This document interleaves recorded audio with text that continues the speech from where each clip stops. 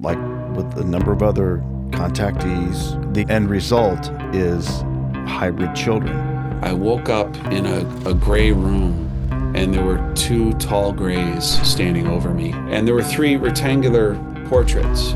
There were people in them, and they were of various ages, from infancy all the way through adulthood. They told me that these are my offspring. I asked them, "Where are you keeping my children? Why can't I see them?"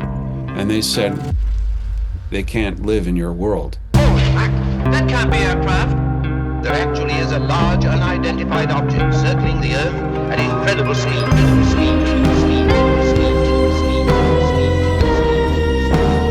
Naturally, we're very curious to know where it is you come from. Can you describe the first time you think you were actually visited? Well, my first visitation goes back to my infancy. In 1970, it was the first year that my parents and my brothers and I had moved into a new house in Des Plaines, Illinois. And at the time, what would become the family dining room was originally my bedroom. And I remember I was only in there for 1 year, but I remember being in it. I remember where my crib was. I remember the color of the walls, where the diaper changing table was, a lot of little details. But I think the only reason why I remember those details is because of my encounter that I had and kept having for 4 years straight on a nearly monthly basis. The first time would have been in the spring or summer of 1970, and I was already awake. It was early morning. I wasn't even speaking yet, or maybe just starting to have words, but not enough to like call my mom or anything. And I was standing up in my crib, and I was holding onto the side rail.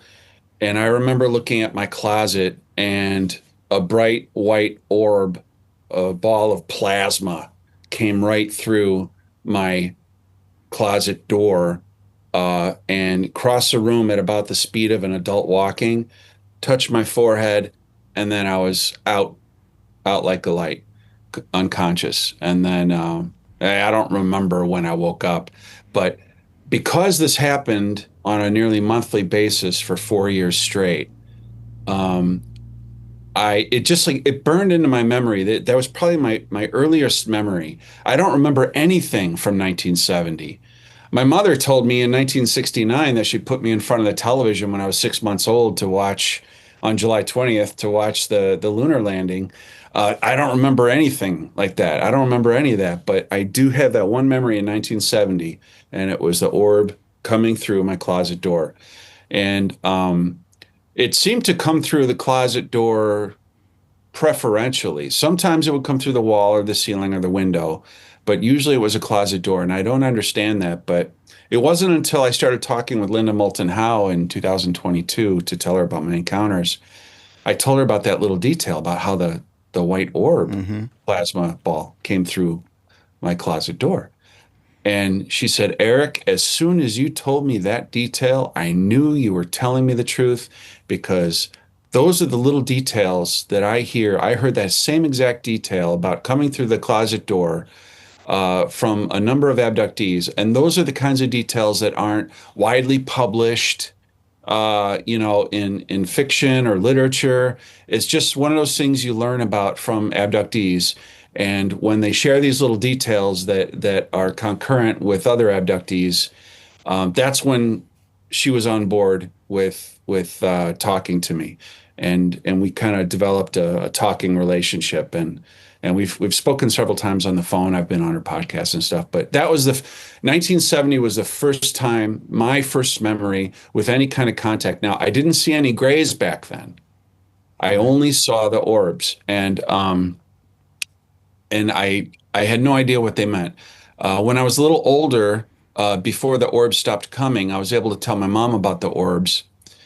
And at the time, she said, "Well, maybe you're special. Maybe those are angels and they're visiting you," or something like that. But then in 1974, she started having recurring nightmares, the same dream over and over of my father and her and myself were being chased through the neighborhood by hundreds of white orbs descending from the sky and chasing us. And we were trying to get home, And in this dream, a white orb would catch up to us and shine a beam of light down on us. And my father in the dream tried to comfort my mother, and then I would be taken. I would just disappear. I wasn't there anymore. And she said every single time she had that dream, at the end of the dream, I was gone. Hmm. And so, coupling that with the fact that I was actually seeing orbs in my waking life as a young child, as a toddler, um, and coupled with what happened in the 1950s with my mother, with the experience that she had, um, I'm taking all that in context as my mother has suppressed memories about contact, about being abducted, possibly, and she knew subconsciously that I was being abducted, and so it comes out in the dreams. It's just that one detail that the orbs that she was dreaming about were what I was seeing, and that just freaked me out. That convinced me that the encounter that she had in 1953 at the age of 9 must have been an abduction. And but she doesn't have waking memories of abductions. She had a screen memory in 1953, but that's all she has. A screen memory in the 50s, and then these recurring nightmares in 1974. Um, can can you describe her experience in 1953? Yeah. Um, it was in the summer. She said it was probably July, something like that. They lived in Turtle Creek, Pennsylvania, which is a suburb of Pittsburgh, Pennsylvania, a little west of the city. And they lived on top of a hill called Rose Hill. I mean, it's kind of like a low-level mountain, but you're looking down the side of the mountain from their house, and far below in the valley, you can see a train yard. Well, one night when my mother and her younger brother Billy were in the kitchen with their mother, Gertrude, um, her two older brothers, Dick and Don, ran in from outside. They had just been outside looking up at the night sky. And back then, there was a lot less light pollution in the 50s, so you could Sure. actually see stars, like lots of stars. And so they were out looking at the sky, and they saw, well, I'll get to that. So they ran in and they said, Mom and Betty Ann, we just saw a UFO flying over the valley. And they're like, what was it? Yeah, it was round. It had lights, and it stopped over the house, and then it shot up real fast. And so they all ran outside to go look at the UFO, right? Um, but it wasn't there anymore. It was gone. My mom was disappointed she didn't get to see it. But then that same night, they all went to bed. My mother was the only one of her siblings. She had 7 siblings. She was the only one with her own bedroom. Uh, a few of the older siblings had already aged out and joined the military or something. But so she was still young enough to have her own bedroom. She was the only female. So she had her own bedroom. She woke up at 2:30 a.m. and she had this anxiety in her mind that she had to go downstairs into the basement to check on something. And she just felt compelled to go down into the basement. So she got up out of bed, snuck down the stairs so her siblings wouldn't wake up, past her parents' bedroom, through the dining room, into the kitchen, turned on the kitchen light, opened the cellar door. And back then it was just a coal cellar. Back then in that area, they had offshoots of coal mines running through that hill, and people could like dig for their own Yeah. coal to heat their house. Well, it had been bricked up, but still, it was just a dirty pit down there. And, a couple of laundry machines, and they didn't even keep their dog down there. They had a little dog named Fluffy, or Fuzzy, I'm sorry, Fuzzy. And so anyway, she opened up the basement door, and she started to walk down the stairs. And after about the third or fourth step, she froze because she saw two uh, shadow figures coming out from the shadows, because the light from the kitchen only illuminated down to the length of the stairs, and no further. So whatever was in the basement, the cellar, was not visible. It was just all shadowed. So these two dogs, German Shepherds, big ones, started coming up the stairs. They were growling and snarling at her, and they don't have German Shepherds. Um, they lunged at my mother, and because she was froze, she was paralyzed. She couldn't move, but she was terrified. And they lunged at her, and then she went unconscious. And then when she became conscious again, she was back in her bedroom. And then, but it was so bizarre. It's like, well, we don't have dogs down there. I mean, it's like, so she dismissed it as a dream and didn't think of it again until the 2020s. But Wow. but after that incident, she had a lifelong fear of German Shepherds. And I don't develop phobias from something I dream about. If I have a nightmare about being on an airplane, I don't refuse to get on an airplane. It's like it's not like that for me. And people don't generally develop phobias just because they have a dream about something. But she absolutely hated German Shepherds from that moment on. So something traumatized her about that goes deeper than you would get just from an everyday dream or nightmare. So the reason why she brought that story up to me and remembered it made a deep impression on her, but she just dismissed it as like one of those strange things, she dismissed it as a dream. But when I told her when my encounter started happening and I was waking up during the encounters in the 2020s, I told her how they were, these creatures, these beings would impose like a mask, like a veil, a screen memory. And I had to research to find out what screen memories were. Freud came up with the term originally, and I can't pronounce the German word for it. But and then I read about the screen memory of Whitley Strieber because he talked about a barn owl Yeah. through the kitchen window. And when he went under regressive hypnosis, it turned out to be a gray alien. I think a tall gray, I'm not sure.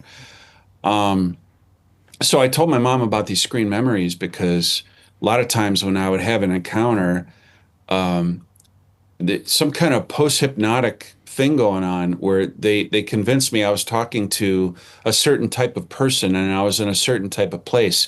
One time I was in a round room with windows and I thought I was in an air traffic control tower. And the 7.5, 8 foot tall man was talking to me. But later on, I'd wake up and in my visual cortex and my actual memory, I would remember it. Oh yeah, that was a gray. So I could be fooled into believing something, and then my mind tries to fill in a human face Yeah. during the encounter, but then afterwards, that human face falls away, and then it happens so often that those screen memories that they try to impose on me during encounters stopped working. And I don't know if that led to them not letting me be awake anymore, but that was kind of interesting to me. Yeah, what's interesting about that is we recently we had an abductee in the studio, and he talked about as a child, his first experience was much like your mom, felt compelled to go to his bedroom window and roll up the shade. And when he did, it was a large wolf. Not Yeah. like a werewolf, a large wolf that put its Sure. paw through, asking him basically to come and telling him, don't be afraid. Yeah, He was regressed by Bud Hopkins, and through that regression, it was a gray. yeah, A gentleman in Pensacola area, north of here, quite a ways, we spent a number of days in his house, and he had all these experiences, lifetime, his kids, and to him and even his kids, they would appear in disguise with poorly fitted disguises on, almost Muppet looking. And really. his son, they didn't want to be on camera, and they weren't on camera. And they were very hesitant to tell us some of this stuff. But the parallels with Whitley, with yourself, with these other few people, and that's just a handful, all described screen memories. The common factor was they described them as when they were young, and as they got older, they kind of saw them for what they are. And now, do you think Yeah, they don't work on me anymore. it's not working on you anymore, or do you Well, think because my brain won't accept the suggestion. or do you think it's Because a purpose of somebody in their youth that there maybe is a reason they come more in a screen memory or disguise versus as an adult? Is there any function to that, or do you think it's it might have to do with impressionability, okay? like your mind's ability to accept. Children do a lot of play acting when we're playing with each other, and fantasy and things like that. They're more willing to throw themselves into a role. And so I think when they encounter a gray like that, the gray is basically enticing them to play a role, by setting up a situation, letting them believe they're in a certain type of social situation or a Yeah, certain type of familiar place. Like I'd wake up in a room and I thought I was in a hospital, but I've never seen a hospital with nothing but gray yeah, walls. And whenever I was in a hospital, I never had to lay on a pewter gray metal table before. That so the screen memories just stopped working after a while, and yeah, yeah. but my first couple of waking memories in the 2020s were there was no screen memory. There was I think they were testing me out because of how I chose to communicate with them for the first time. Yeah. Well, a couple things, and we'll jump back into your kind of your chronological Sure. experiences. The one gentleman in North Florida described he thought he was in subway cars for a while, and that they would have these certain people that were close to people but not really people, only to find later exactly what you said, that he believes he was in a craft and Yeah. that there were beings around him. I'm sure I've been in several. Yeah. So at this point, let's back up. You were 1970 to 1974, the Right. orbs. And did you have a health event in 1974 when you were about 5 years old that also indicated that something was going on? Uh, yeah. In I think it was early 1974, or no, it must have been in the warmer months. My mother took me to a place called Adventureland in the Chicago area, Mm-hmm. and this was before Marriott's Great America, and we're worlds away from Walt Disney up in Chicago. My parents couldn't afford to take us down there, so I was at Adventureland, and they had a bouncy house. I know they weren't ubiquitous back then, but they had a bouncy house, and I was in there with a bunch of kids. I think this was before certain safety limitations were imposed on these things. And I fell over and I got trampled on the head by at least a couple of kids. I just lost consciousness and I was dragged out of there, and I had a mild concussion, and it caused some petit mal seizure activity in my brain for a few Oh, years, but I outgrew that. But I was taken into the hospital for observation for a couple of days at Lutheran General Hospital in Park Ridge, Illinois, and I was there for, I want to say it was like 4 days. Excuse me, my throat gets dry. I was in there for like 4 days, and on my last day, I got a roommate named Tommy, and he had sepsis. He had this really badly infected abscess in his abdomen, and it was all throughout his even upper abdomen. It was up around his heart and his lungs. It was killing him, and he was spiking fevers of about 110 degrees. Um, I heard all this from my mom afterwards, but I remember meeting him. I remember what happened.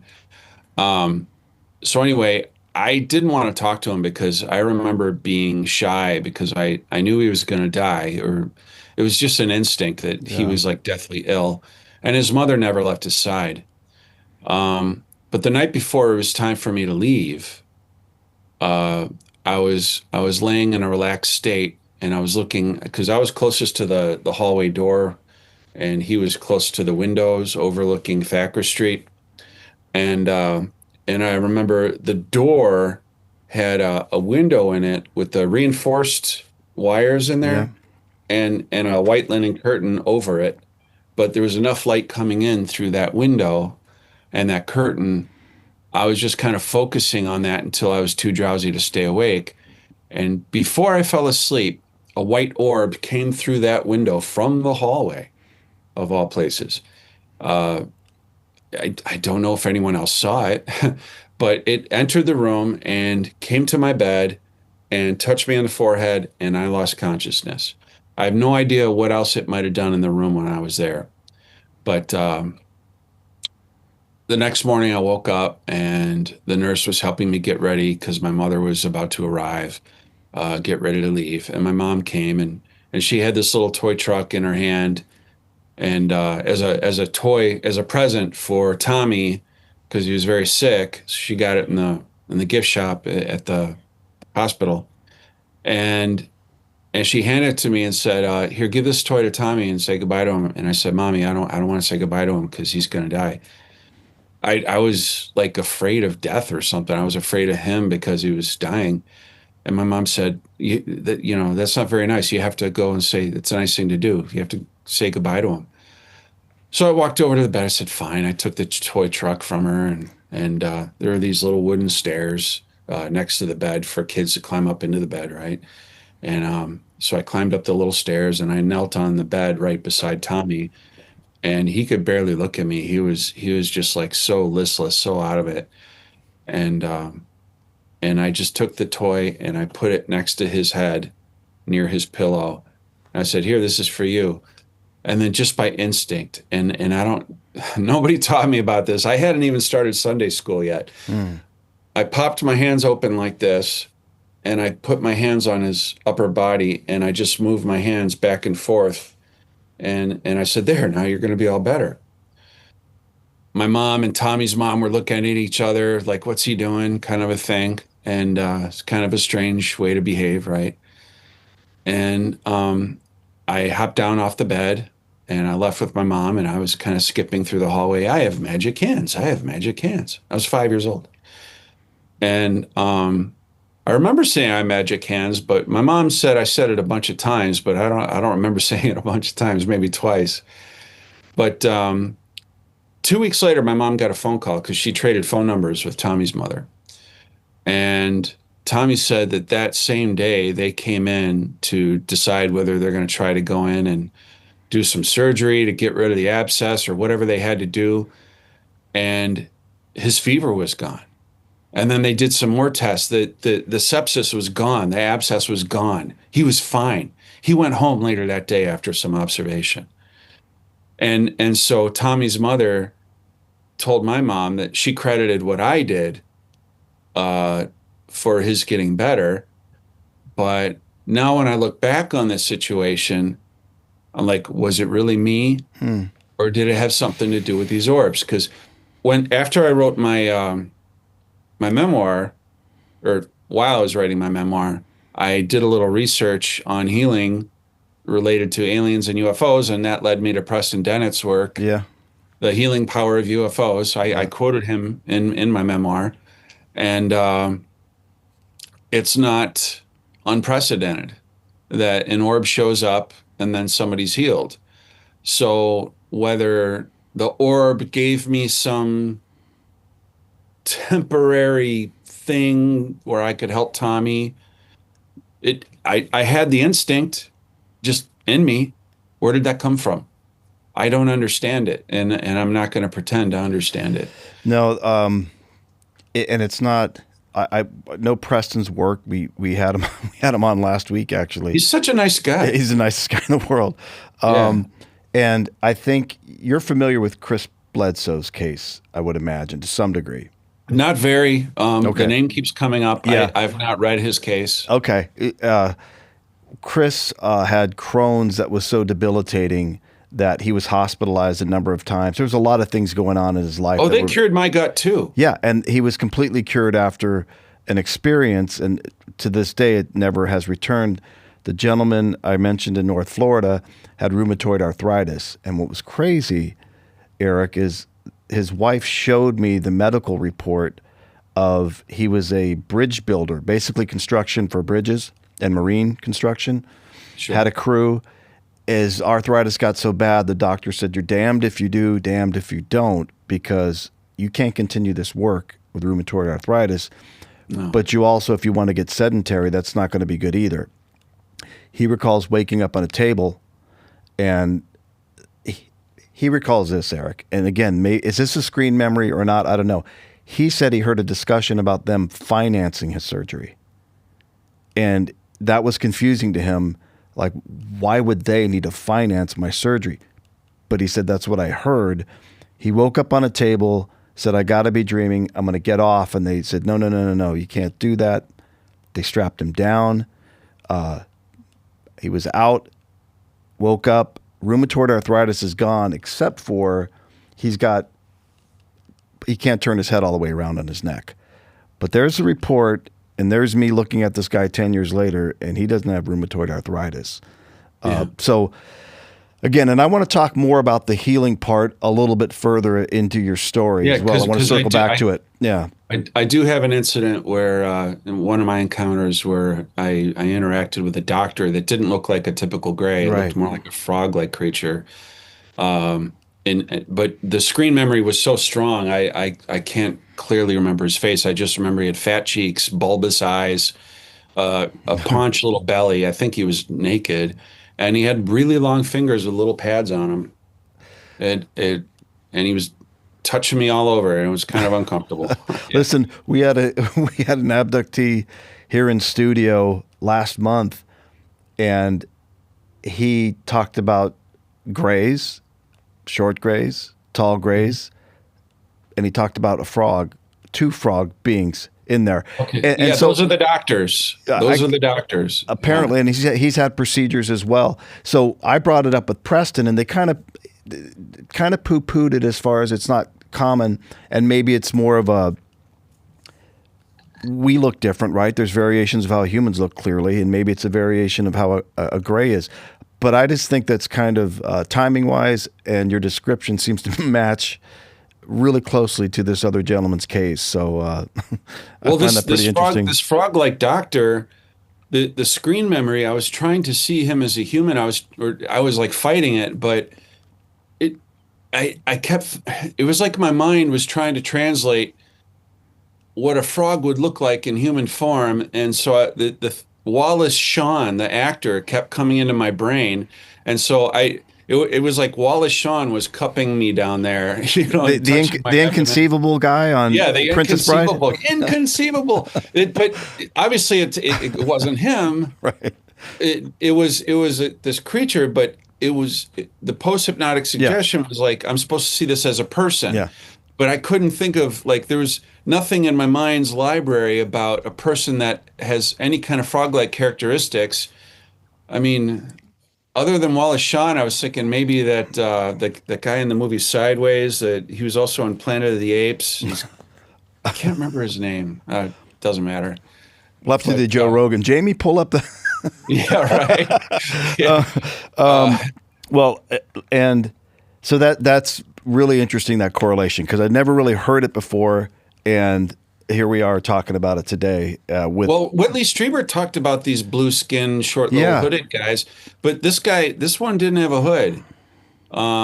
So maybe it's the same thing. Maybe it's the same type of thing, because they did in Whitley's case and other cases I've heard. They're kind of short, squat, and almost troll looking. So that maybe that's what that is. But he had a fat little protruding belly. He was thin. It was like an old man with a beer gut, but his skins are really, his limbs are really skinny. And so you're wondering, like, what kind of diet does this? Right. What kind of diet do the little troll frog guys have versus the grays? Like, I think grays are all liquid and no carbs, and the troll guys are like Bush Light or something by the case. And we'll keep it moving. So that was when you're 5 years old. Right. Wasn't there another incident with your grandpa?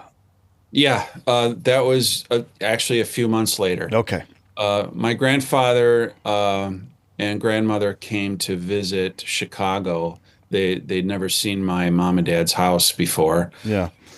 So he was suffering from COPD, Mm-hmm. and he was having a cardiac episode related to that, something related to his heart.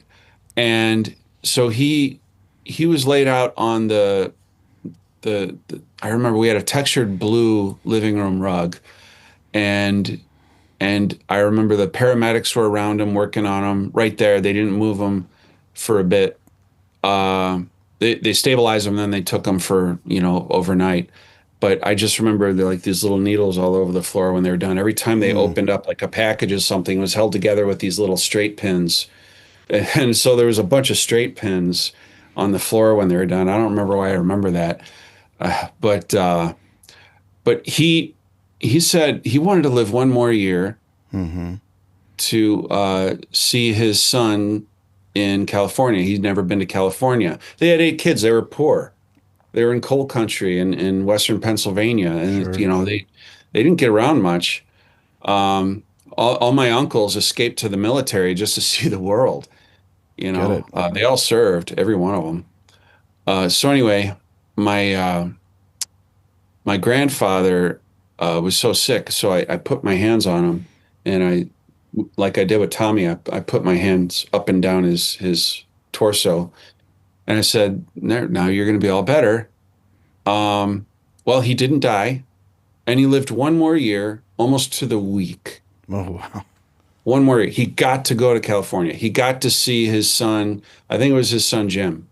Had a place out there because he was in the military. Wow. And so that was a blessing, but we lost him in 1975. And yeah, he was only 62 years old.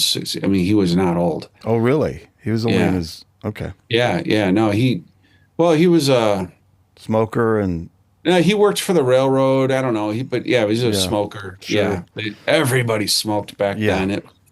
If you weren't a smoker, you were a square. Who knows? Right, right. So we've gotten up to, this is mid 70s and you're a kid. Did the healing thing ever happen again as far as you being able to heal anybody, or did it end there? Not that I'm aware of. I never tried it again. In the late 70s, my mother took me to see this boy from my school. He had leukemia. His name was Robert O'Keefe, and but I went to school with his older sister for many years after that, Suzanne O'Keefe. I'm sorry, I mean I shouldn't be naming Name names for dropping? people. It's all right. Right, name dropping, but they're nice people, really Yeah. nice people. And Robert O'Keefe was a nice kid, and he had leukemia, and he was dying. And my mom brought me to his house, and he was like in hospice or something, and he was in a hospital bed in their Three Seasons room or something like that. And I don't know why I was there. And my mom gave me some money to give to him. I don't know what he was going to do with money laid up in a hospital bed, Yeah. but I didn't try to heal him. It wasn't even like it was completely out of my mind by that point. So it wasn't like I had this like Jesus idea inside Yeah. my head. It was just a fluke of 1974. And so I don't know if my mom brought me there to try to heal him, but he ended up passing away of leukemia. He was like, I don't know, 11 years old, 12 years old. Yeah. He was a nice kid. He was a good kid. Nice family, really nice family. But that was, God, so long ago.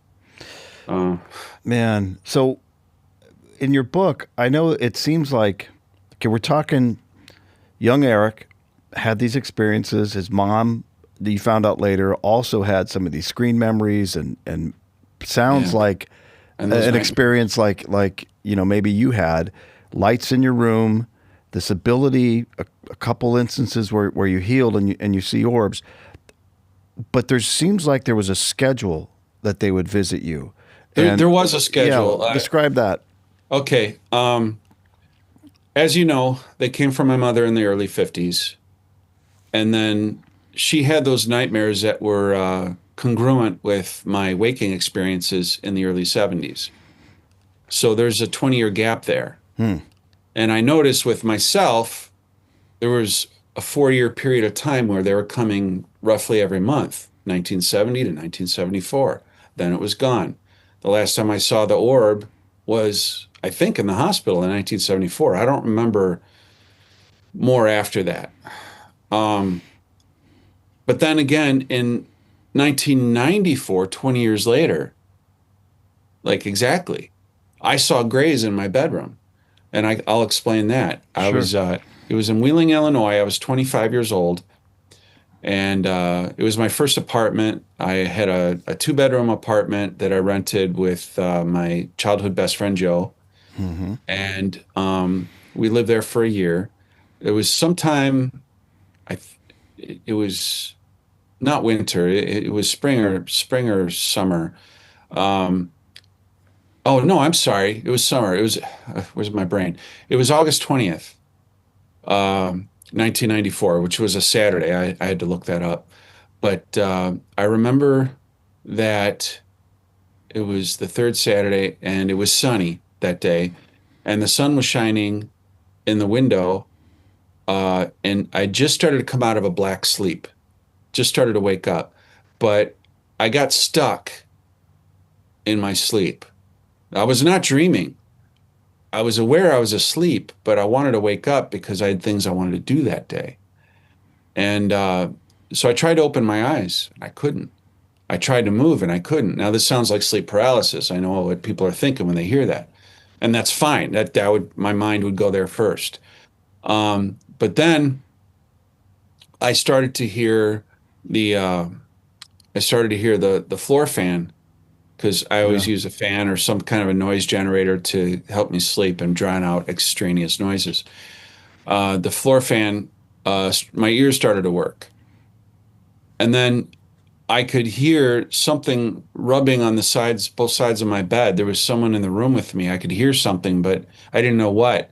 And then as soon as I started to become quizzical about that, like what's going on, an image popped into my head. Now, this wasn't like your typical dream image. This was, it looked like a dream, but it wasn't mine. It felt like it was induced, like stuck in my head. And it was a maple leaf with the sun above it shining down through it, and I could see the veins and the cells of the leaf, and I was rotating beneath it.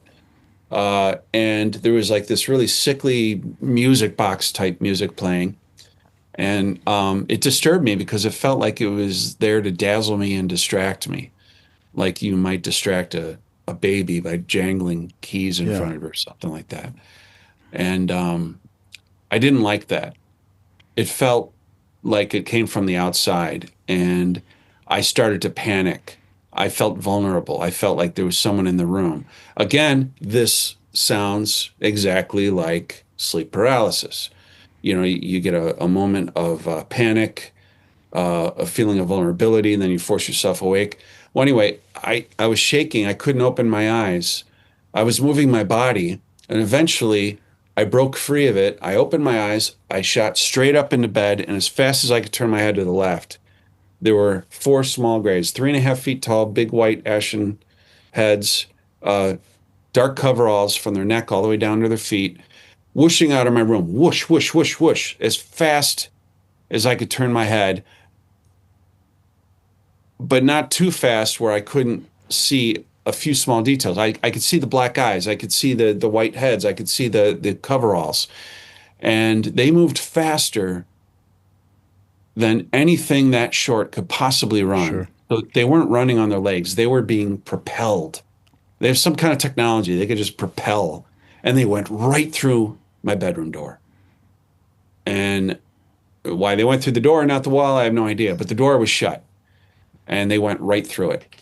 And my mouth dropped open. I was agape. You know, I was just stunned. I'm like, what did I just witness? What was that?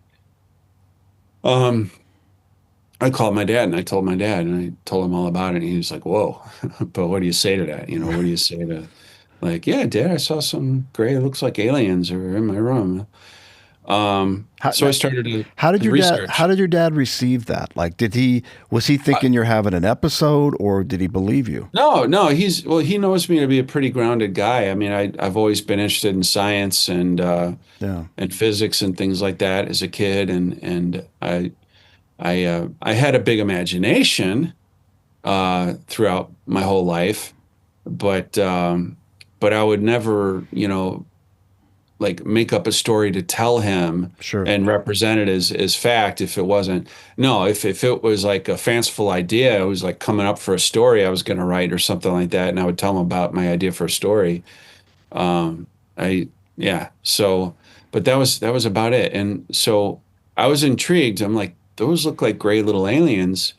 And now I knew about Whitley Strieber Yeah, in the late 90s because I saw his book Communion on an end cap in a grocery store. Now, this was before I was thinking, oh, I'm an abductee or anything.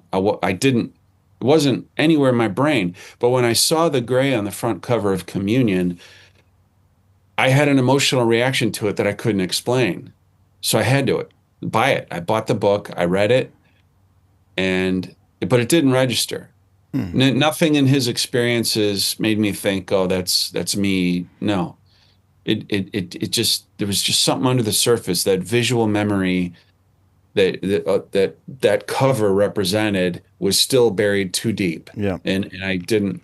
So if I saw Grays prior to 1988, 89, when I read that book, I wouldn't have remembered that at all.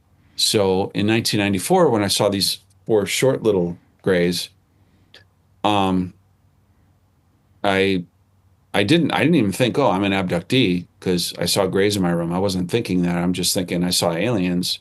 That was as far as it went for me. But I started to do a little research, yeah, and then I heard about Betty and Barney Hill.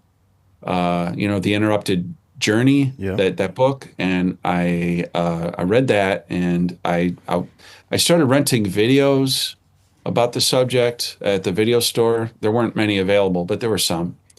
I heard about Bob Lazar in the 90s. I even bought the Tester's UFO kit Hmm. that Bob Lazar, his sport model thing. Yeah. So I kind of got into the subject for a little bit after I saw those grays. Um, but then I dropped it. Nothing happened for a long time after that. For another 26 years, nothing happened. And so I went on with my normal life, uh, you know, kept on with my career as a graphic designer, and ended up getting married in the late 90s, had a kid, and things were pretty normal for a lot of years until 2020. Wow. So, yeah, because what's interesting is, as a child, it was lights, it was orbs, it was a healing, and you didn't know your Yeah. mom's story at this point.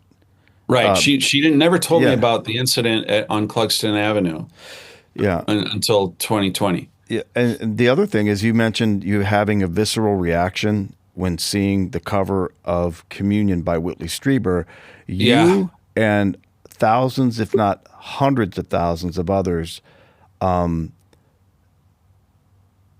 according to not only Whitley but other people, he gets calls. He got so many calls and letters of people saying exactly that. That I've seen that before, and it's Yeah. evoking, all this No, stuff in me. prior to Communion, the closest thing that anybody had seen resembling a gray in popular media was Close Encounters of the Third Kind. Yeah, And anybody my age has seen that movie back then. yeah, It was a great movie, but back then it didn't register for me. It didn't, I wasn't thinking, oh, I hope I can meet an alien someday. It was nothing like that. yeah, And I wasn't thinking that it was familiar back then.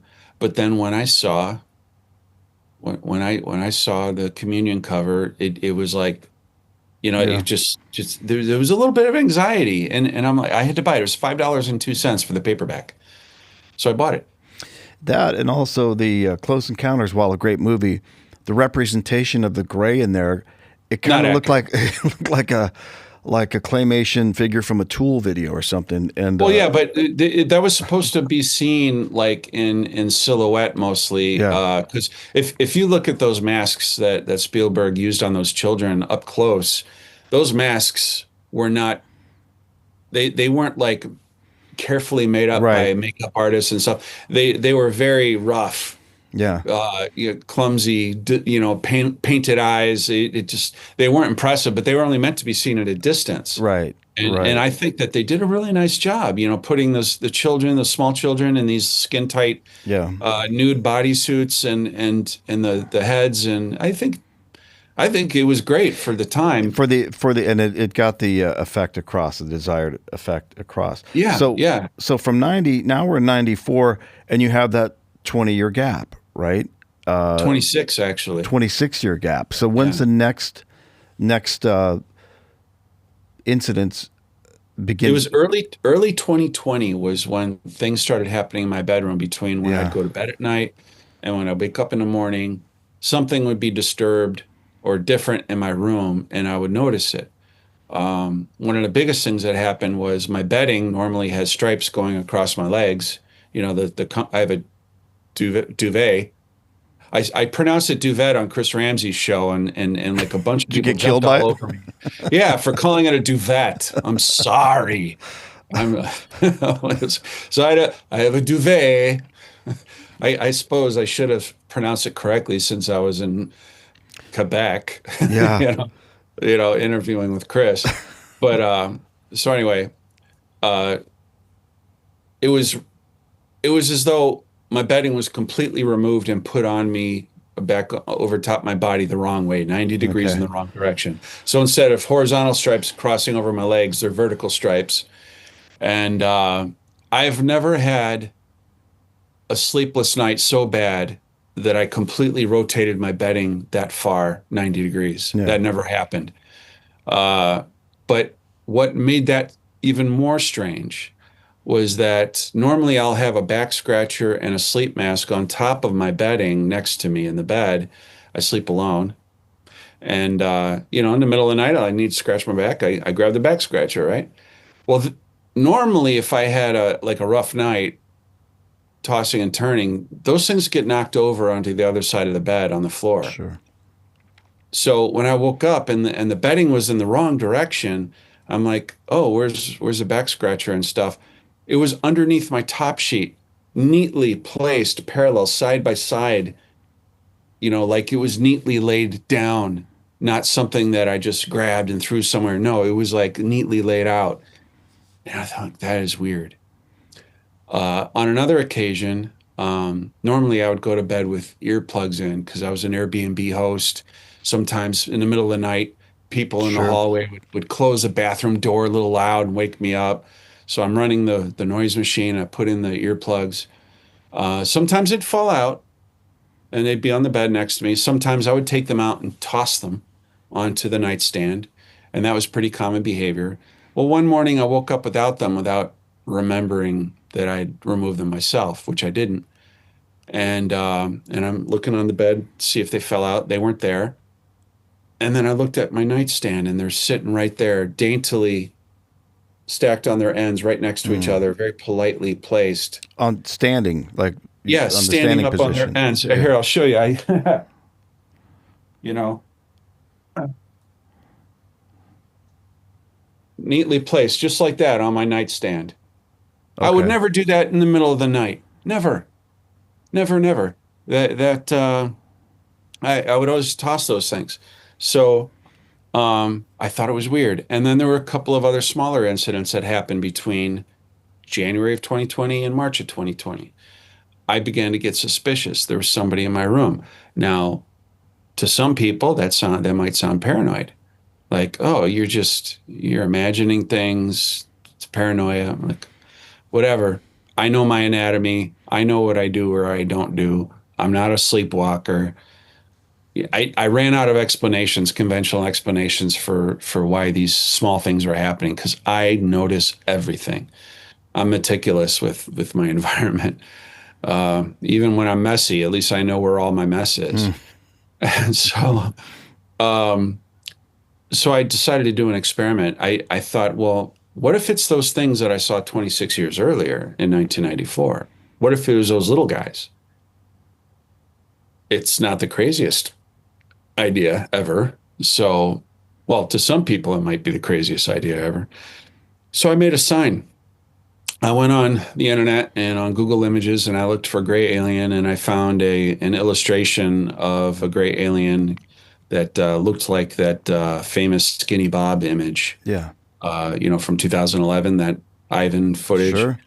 Well, that's what they looked like in 1994. Those little Skinny Bobs. I saw them before, so I'm like, I saw that illustration. I'm like, well, that's what looks like what I saw back then. So I took that illustration and I put it on there and I put big block letters on an 8.5 by 11 sheet of paper. Let me remember you. I want to remember your visit. I will not harm. And then I put the sign on my wall above my headboard and it sat there for 2 weeks.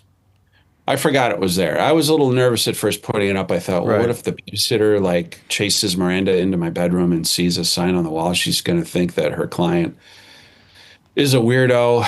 I was like keeping my bedroom door closed so nobody would go in there. I was sheepish. I was embarrassed about it. But 2 weeks later, something happened. I woke up in my garage, middle of the night. I don't know what time it was, maybe 3 a.m. I'm not sure. I was in my garage wearing nothing but my boxer shorts that I wear to bed each night.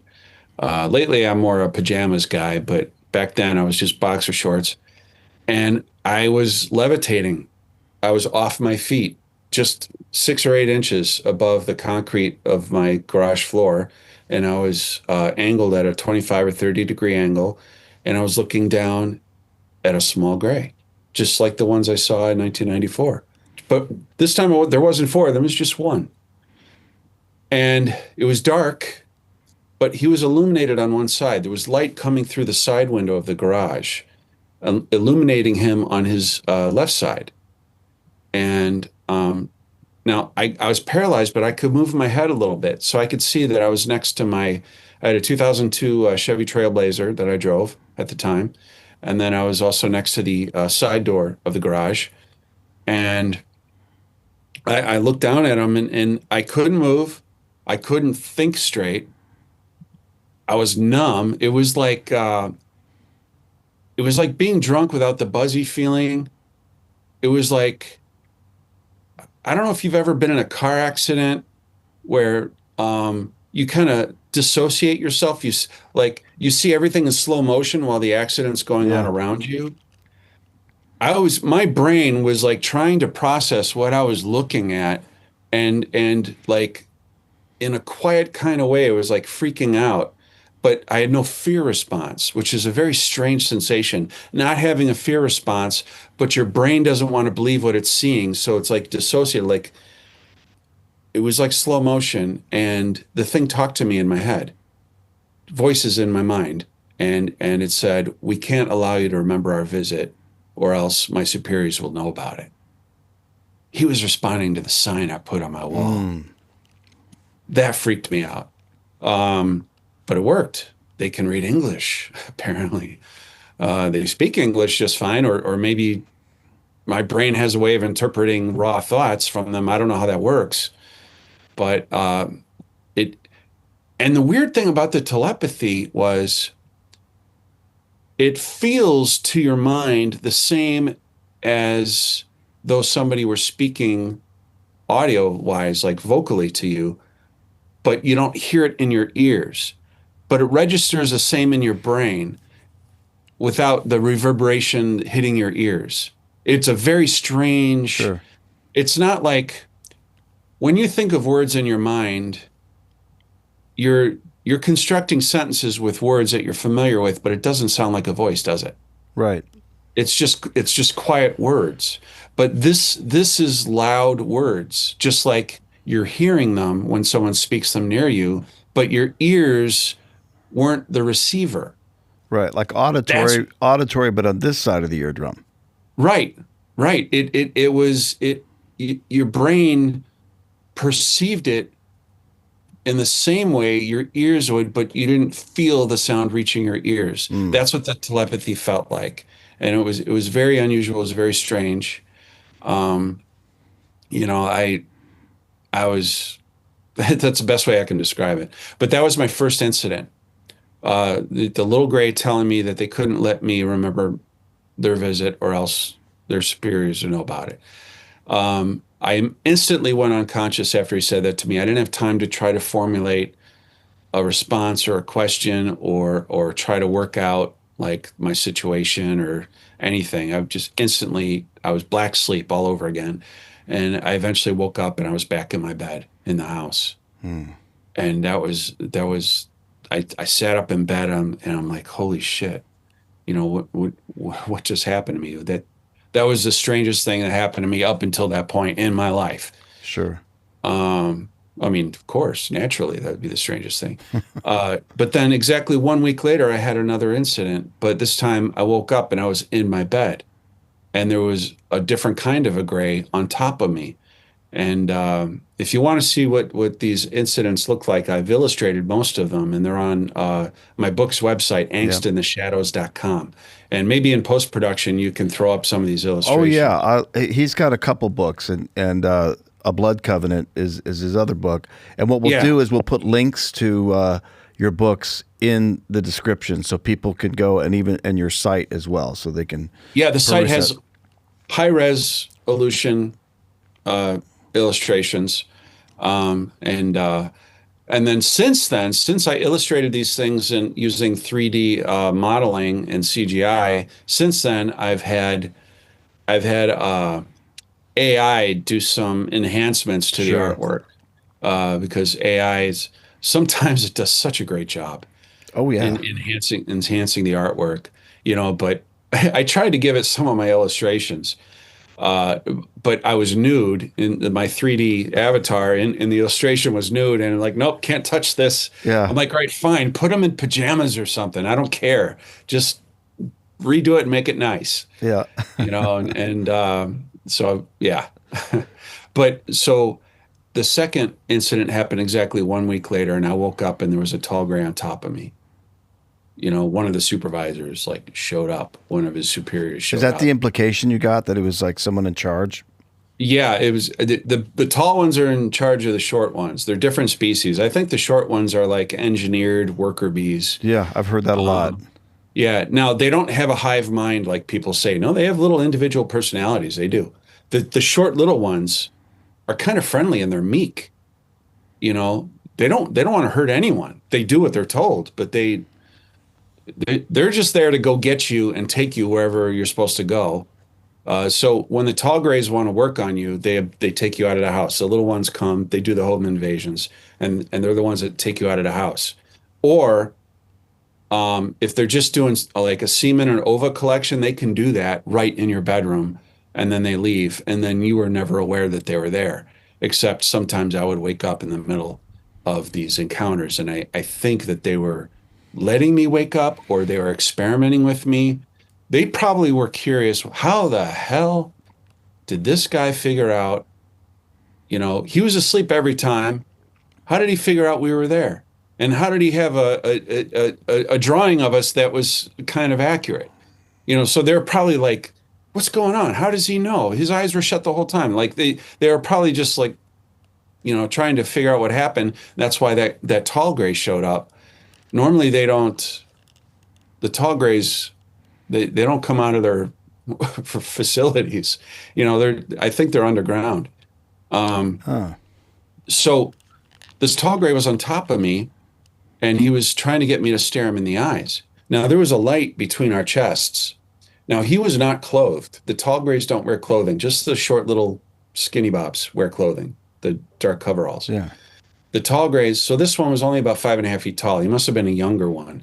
And his skin was less mottled, less spotty than the taller, older ones I've seen.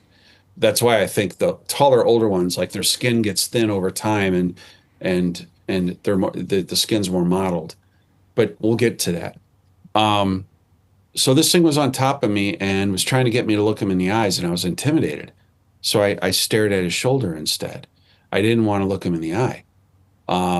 So I was studying his shoulder, and I noticed the skin texture and the color, and I became fascinated by his shoulder. The way that the musculature, and there was no fat under the skin. It was just wiry and bony and sinewy. And so I wanted to touch him, and it must have known that I wanted to touch him. So suddenly I was able to move my left arm.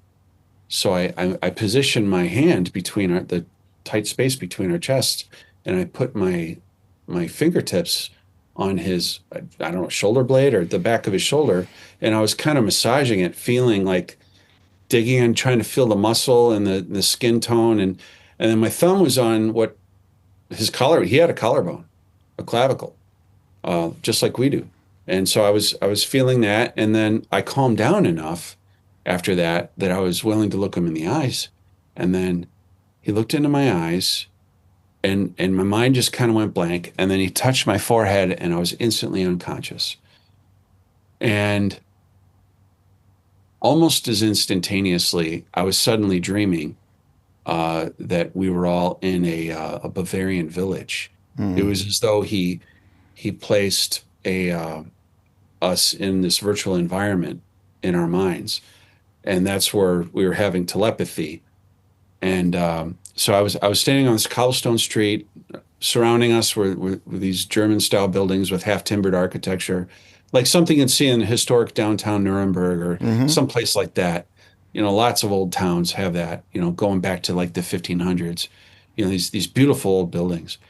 Well, anyway, we were on like a sloped, like an incline, this cobblestone street, and there were cars parked along this was definitely a dream. This part of the encounter was a dream.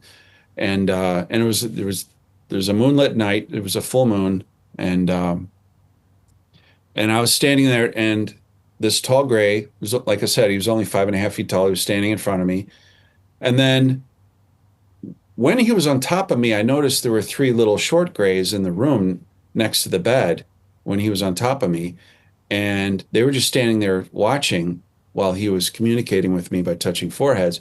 Well, anyway, they appeared as three little girls with blonde, all identical, blonde hair, blue eyed. It almost looked like something from out of The Shining in the Overlook Hotel, right?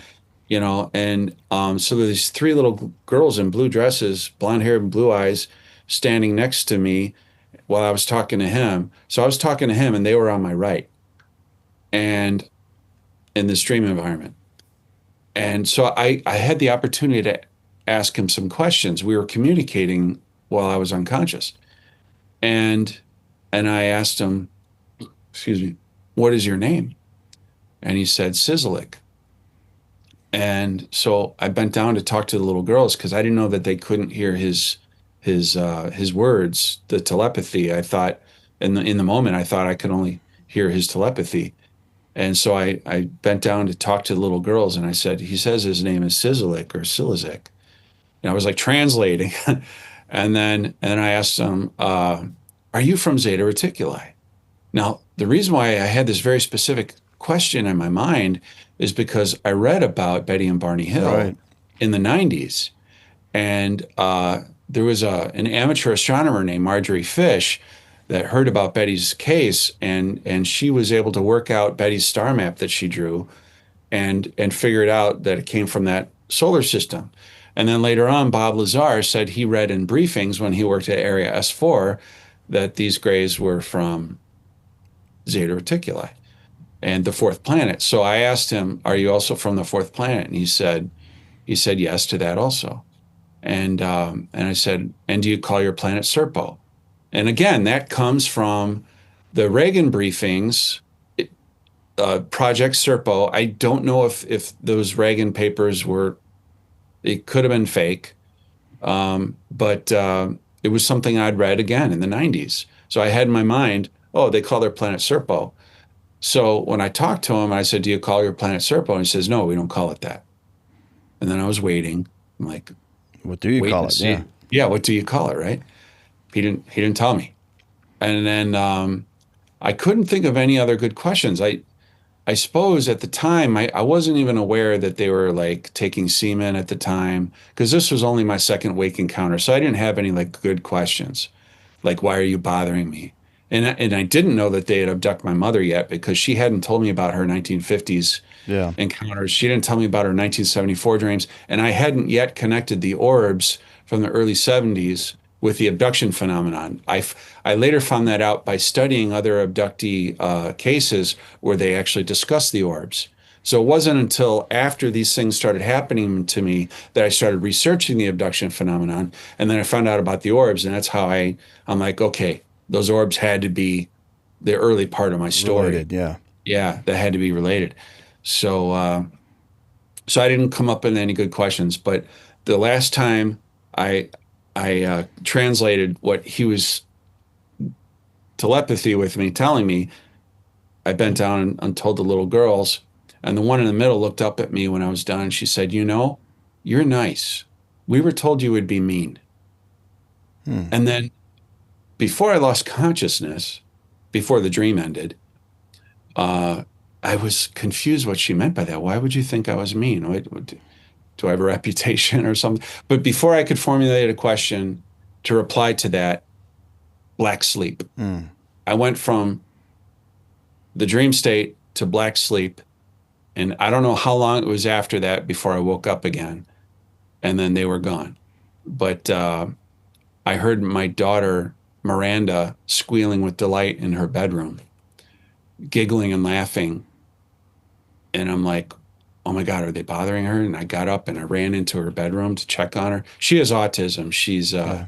She was an adult at that point because this is 2020. So she was born in 1998. So she was, she was an adult and but nonverbal, still wearing pull-ups. So I went in there and there was nothing in there. It was just her and she was awake, just looking around, happy as can be. And I'm like, well, maybe she woke up because she's wet and needs to be changed. And I checked her pull up. She was bone dry. She was fine. Like, all right. So I put her back to bed. She fell right back asleep. And I went back to bed. Um, but then after that incident, they started recurring every 4 to 6 weeks from then on for the next 4 years. Wow. Yeah. And then it was not long after that second incident where I got to see why they were coming for me. Yeah. Let's. I know where you're going with this, and Yeah. I know it's not the easiest thing, but let's hear it. All right. Well, they were coming for seminal fluid, and later on, I suspect blood and marrow, but they came for seminal fluid. I there were a bunch of incidents where I woke up for brief periods in my bedroom and I saw them standing around my bed. Another time where there's four of them, so there was two on either side of the bed, and two of them traded positions with each other by levitating over the bed. And when they were above me, the room was completely dark, but there was an extremely light green aurora around them when they were levitating, and I could see their faces enough to see that they were kind of grinning at me a little bit, and then they settled on the opposite sides of the bed from each other. Um, but there was one incident where I saw what they were doing. Um, I woke up and I could feel my shorts being removed off my legs. And I looked down and I noticed that my bedding had already been pulled to the side. And there were three grays standing to my right, and there was one gray crawling up onto the foot of the bed, um, and looking at me. And I saw it as a small gray, but its face kept like morphing into a very unattractive woman that I knew at the time. Mm. Uh, and she I mean these little short little grays typically tend to have like a feminine energy about them, like you just there's no physical signs of gender, but I just had the sense that they're female. But this creature looked at me and said, would you like a blowjob? And I was confused, like, why is this person on top of me in my bed? I don't know this person. And but I was confused, and I said, okay, sure. And then this creature started, the woman thing started to put her head down there, but at the last moment pulled her head away and took this device. I made a 3D print of it. I'll send you a picture. You can put it in post production. Took this device and stuck it on over my genitals down there, and then it was instant extraction. It looked like a black pyramidal cone. It was a three-sided pyramid that at the open end it looked like an athletic cup. So it fits perfectly over you down there. It just cups at, Yeah. curvature, and just like an athletic cup, and it comes to a point. This three-sided pyramid, and it was jet black, and and then I went unconscious. Yeah, it's like a strange thing. No, Um, it but I actually saw it. I'm one of the few people that have described right. what they're actually using, the technology they're using. That's what it looked like. The gentleman in North Florida, uh, he, I got to know him for a little bit before he told me that, but he said the same kind of process where he got the impression it was a female, then Mhm. he knew it was a female, then he couldn't see anything, but he knew what they were doing, and Yeah. they were extracting semen from him. Well, I was allowed to see it, I Okay, guess, but I went unconscious shortly after they put yeah, it on my genitals, and but that happened a lot. Those semen collections, yeah, where I was aware that they were there for that reason. When they would just enter the bedroom and leave the bedroom, that's what they were there for. They were there for seminal fluid. But then there was times I would wake up and I'd be in a facility, and I'd mm, be laying on a cold metal table in a room with gray walls. And I mean, these are rectangular or square rooms, just like we have in our houses, but this is a much larger facility. Personally, I think I was underground at that point. I think they have facilities underground. Who knows if it was nearby or not? right. Um, but yeah. So I've been in a few. One time I woke up and I was laying on a metal table, and there were four tall grays standing over me, and one of them held up a device that to me looked a little bit like those little vacuum tubes from 1950s television Yeah, sets and radios. For all I know, it could have been an application device that they used to inject something in you. But he held it up and showed it to me. He said, "We're giving you a new one, but be careful with this one, or we won't be able to find you." I had the impression, but I did not see them put it in. I had the impression that it was destined for my abdomen, and I don't know why I thought that. hmm, I would love to have my abdomen scanned for something about the size of a grain of rice, because typically that's what these implants, like yeah. John Mack, and yeah. Um, but so I probably have an implant. Um, so that was one time when I woke up in a facility, and I've had others. Um, wow. So the implication here is they're like with a number of other contactees, abductees, is they're taking semen from you, and much like with women, they're taking ova, and Yeah, the end result is hybrid children. Did you see and I that? met one. Yeah, I I was met going to one. say Yeah. let describe All that. right. All right. Well, then we're jumping ahead a little bit, but um, in September of 2022, I woke up in a gray room. There were no windows, and there were two tall grays standing over me. I was standing. I woke up in a standing position. It was very unsettling to wake up and you're already in a standing position. Um, but surrounded by gray walls. Um, oh, wait a minute. This was Yes. Okay. I was surrounded by gray walls, and I asked them, "Where are you keeping my offspring?" And no, I didn't ask where you're keeping my offspring. That was later. Sorry.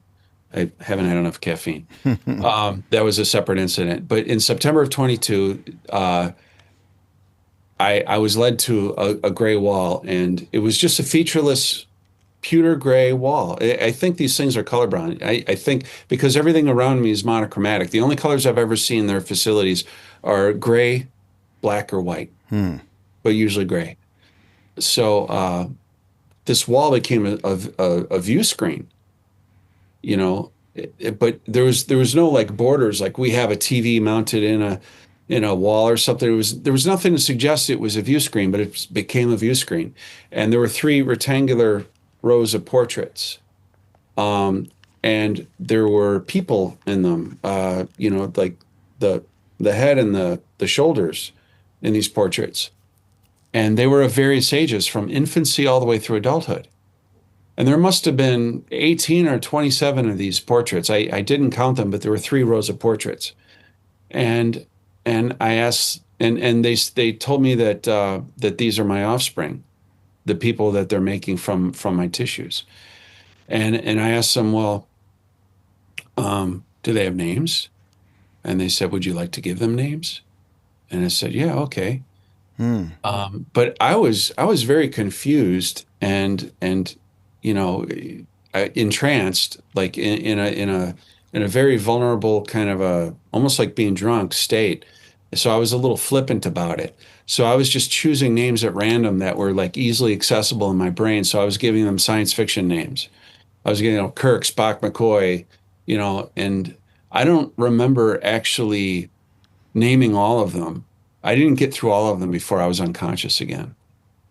Um, but then the the following June in 2023, I was shown a baby. I woke up again in a standing position, but this time I was in a round room, not a square room. And there were windows, but they were vertically narrow windows, but they were very long, and they were all around the circumference of the room. And I'd say the room was about a 60-foot diameter. It could have been a craft, but I thought I was in an air traffic control tower, like one of those tower rooms, surrounded by windows. And there was a very tall man standing above me, 7.5, 8 feet tall, easy. At the time, I saw him as a man, but later on, when I woke up and I was back in my bed at home, I remembered him as a tall gray.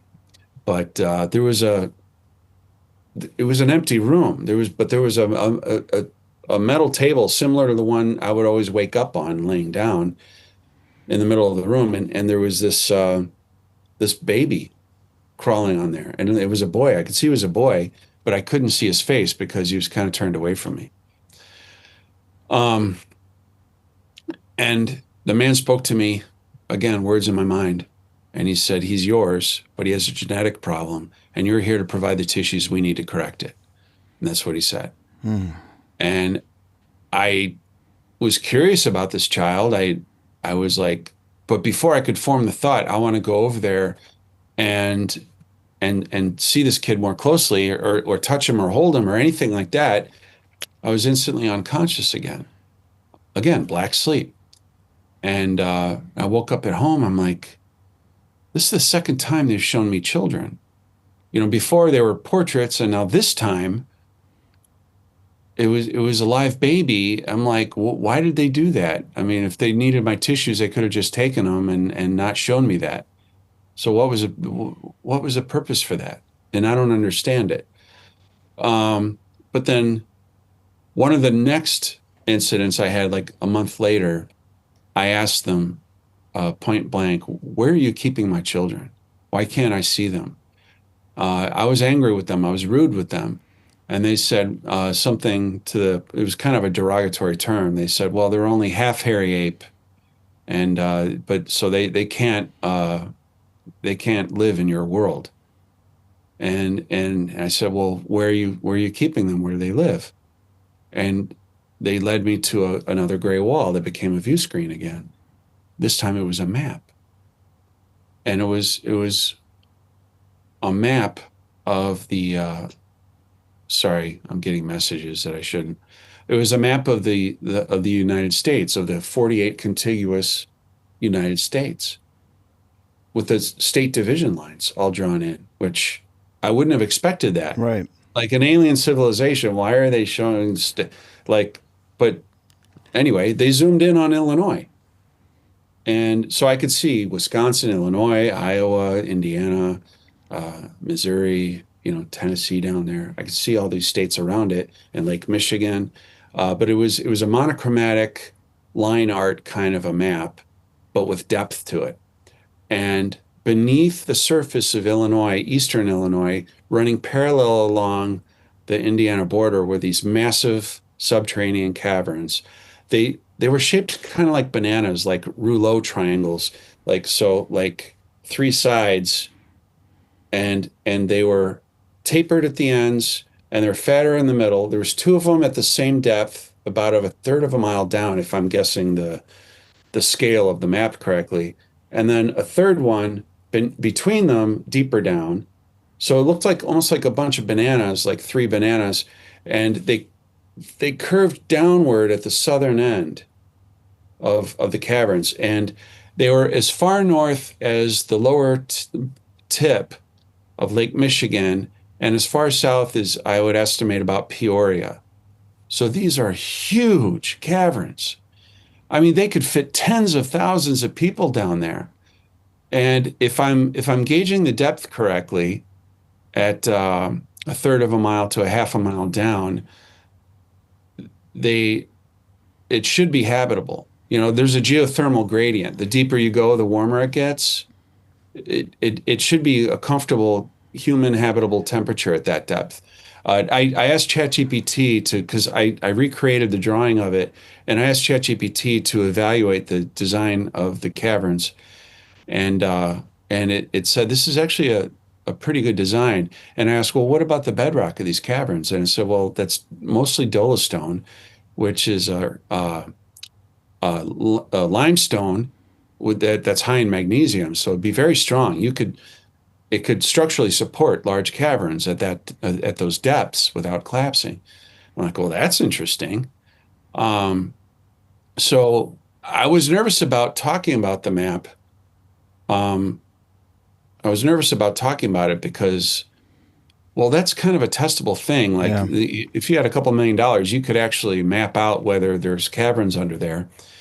And but I just decided to report it anyway. Yeah. So when I made the report to MUFON, I told them about the caverns. And one second, I'm going to try to get rid of these dinging noises. While you're doing that, we've been talking to, on some of our shows, some of the technologists at Skinwalker Ranch that are using LiDAR and ground penetrating radar. Really, LiDAR wouldn't work. You don't think it would work? No, LiDAR can see beneath the surface of the topsoil, but it It can't go that deep. No, not a third of a mile down. You need specialized, like Ground penetrating radar. I think that ground they have. penetrating radar for that. And Yeah. I understand that they found columns underneath the Great Pyramid using some kind of technology, but for that, I imagine those columns were structural support columns, similar to how we sink pylons beneath the foundation of a tall skyscraper to bear the weight. Because you can't build on sand with something that large without it sinking. You're right. Eventually. So we do have the technology to scan at some depths like that. So if somebody had the money, I made the map public on my book's website.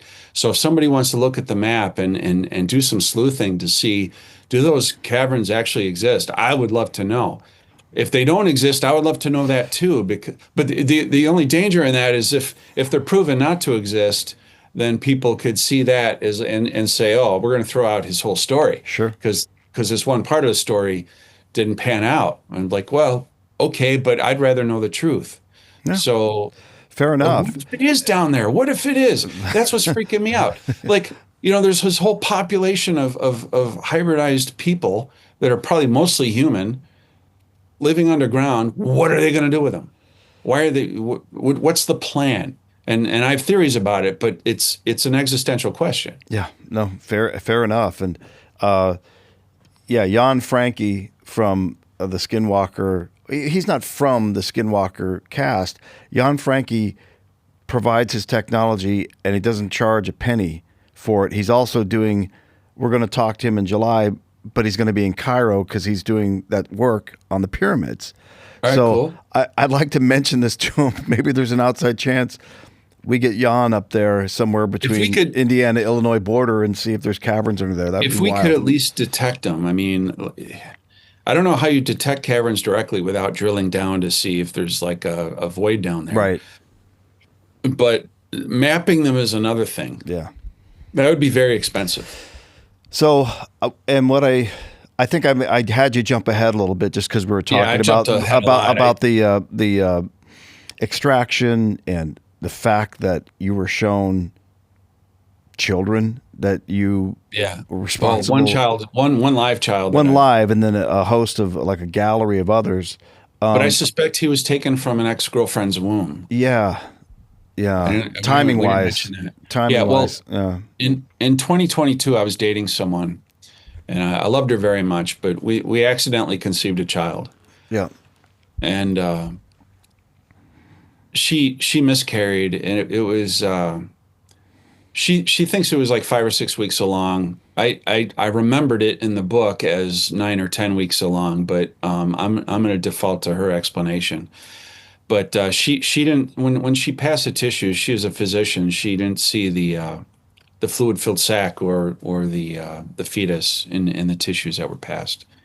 Her obstetrician confirmed there was nothing left in her uterus and that she had been pregnant. So that said, she told me that had the child been carried to term, it would have been born on or around my birthday in January of 2023. So January 23 came around and she and I broke up, sadly. And then in that June, then that's when I was shown the baby crawling on the table in that facility or ship or wherever we were at. And when I woke up after I was returned home and woke up, I sat up in bed and I was doing the math in my head. Like this baby was 6 or 7 months old. And if our child had been born in January, he'd be 6 or 7 months old. What if Right. they took him as a preemie? Right. Just took her, because later on, we started talking again, and she told me she was having some strange experiences, and all she would tell me is that they were related to the book, to my memoir, and I'm like, really? Like they're bothering you? They're visiting you again? We were supposed to like have lunch together or dinner and talk about it, but she clammed up and she didn't want to talk about it. And she said, I'm not comfortable. I don't want to be in your book, Okay. and I'm like, okay, fine. I so I didn't press her on it, but I'm very curious, even if she's having, even if they're like she's having weird dreams, or she said they felt like weird dreams. I want to know the details.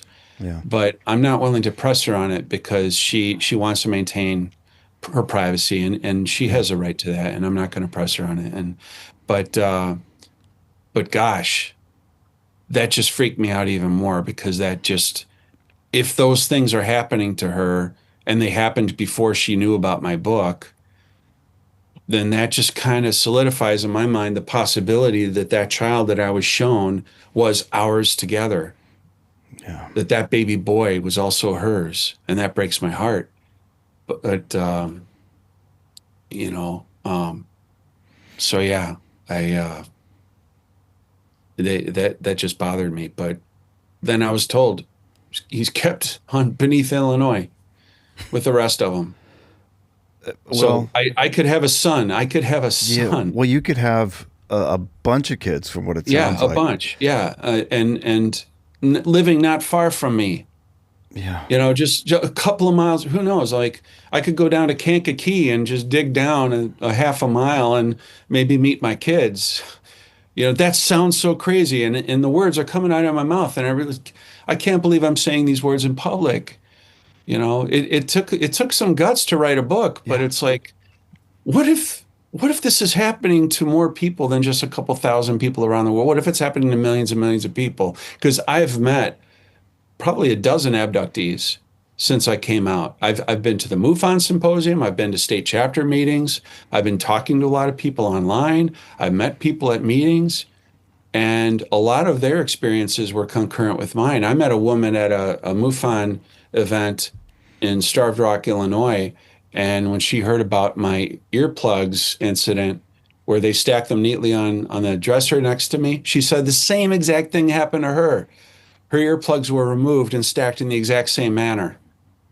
And that freaked me out because that was like the kind of corroboration I need to just solidify in my mind that, I haven't gone schizophrenic or crazy or something. So anytime that I meet somebody that has these same experiences,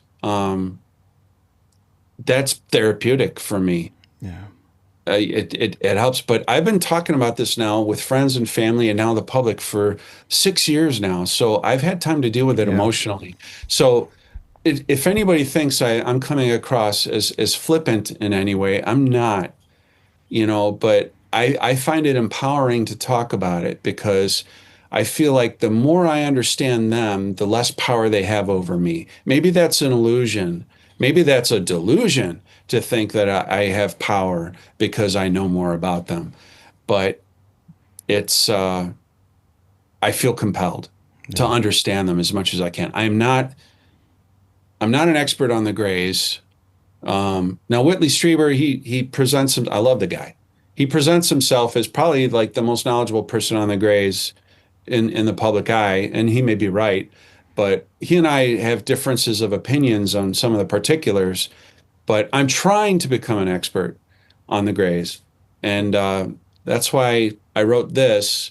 I found enough. I'm a pattern recognition guy. I found enough clues linking all of the pyramid building societies throughout the world, roughly around the third millennia BCE, when all of these pyramids were popping up and these cultures were building these pyramids.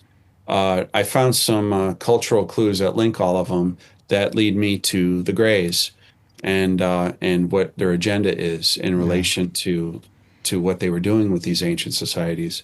The Mayans, the Aztecs, the Olmecs, the Hindus, the Sumerians, Assyrians, the Egyptians, the people in Cambodia, um, you know, the Mexica and Mesoamerica, and um, they're connected, and the clues are there, and I outline them in here, and that's why I call it a blood covenant because Yeah. literally it was blood in exchange for the trappings of civilization, everything that we learned how to, writing systems, agriculture, astronomy, science, architecture. A lot of these civilizations that were building pyramids, I believe, got this knowledge from the Greys. It doesn't mean that the Greys built the pyramids for them. I'm not suggesting that, but I am suggesting that they received knowledge in exchange for biologics from humans and cattle. Part of your story, and this isn't healing from you, it's healing, I guess you could call it healing from them in this time Yeah. period. Can you describe that? Yeah. I had an encounter where I woke up in a standing position and somebody had their hands on me. And it was this small creature. It wasn't like the little short grays, the skinny bobs. It was different. It had darker skin. I'd want to say bluish, but I can't be sure. That's a fuzzy detail. But it was in a seated position, and I was standing, and it was cupping my genitals, and I could feel like electricity going from my genitals up into my kidneys. And it was a very weird sensation. I don't know if you've ever had any kind of a nerve conduction event like that goes up in your kidneys, but it was very uncomfortable. It hurt a little bit. And so I started to kind of browbeat, like, insult and get angry with this creature. it kind of looked like a frog, but in my mind, I kept seeing it as a person. And we talked about this before, the Wallace Shawn thing. It kind of, if I was going to think of a person that had frog-like features with the big cheeks and the big eyes, he came to mind. That's not fair to him. I love the guy, but this thing was touching me down there, and then I was being very rude to it. I don't remember what I was saying to it, but it stood up and it walked away from me and toward this cylindrical structure in the middle of the room. It was a large gray cavernous room with tall ceilings. I'd say 20-foot high ceilings, like very tall ceilings. And this cylindrical structure, I thought it was a closet. It went all the way up to the ceiling and connected at the floor, and it had a 9-foot door on it that was brightly lit. But that was the only thing that was brightly lit. Everything else was very dimly lit. In fact, nearly dark, except for like a bubble of illuminated area right around where I was sitting with this doctor. I was standing and it was sitting, this doctor thing. So it walked into this closet structure and then came back out again. And for some reason, I thought, oh, this is a different doctor. So I started talking to this doctor. Oh, that last doctor, I didn't like him. He was touching my balls, and like I was so out of it, but I was angry. And I mean, anytime you pull me out of bed in the middle of the night and you're making me be awake, I'm gonna be grumpy. I'm sorry. It's just, even if I was in a human hospital, you wake me up in the middle of the night, I'm gonna snap at you. So maybe that's why those little grays in that Bavarian village scene. Maybe that's why maybe I have a reputation for being mean. Then maybe that's why they said that to me. But I remember myself being kind of mean to this doctor creature. Well, we went back over to where he was seated, and he made me sit down on like this little bench, and he was sitting like very close to me, like uncomfortably close on an opposite bench. And in the back of the room, there were more than a dozen, maybe 18 very tall grays, like 7.5, 8 feet tall. These things were huge, staring at us. And they were all talking to each other, communicating with each other amongst themselves, all telepathy. But I could hear it.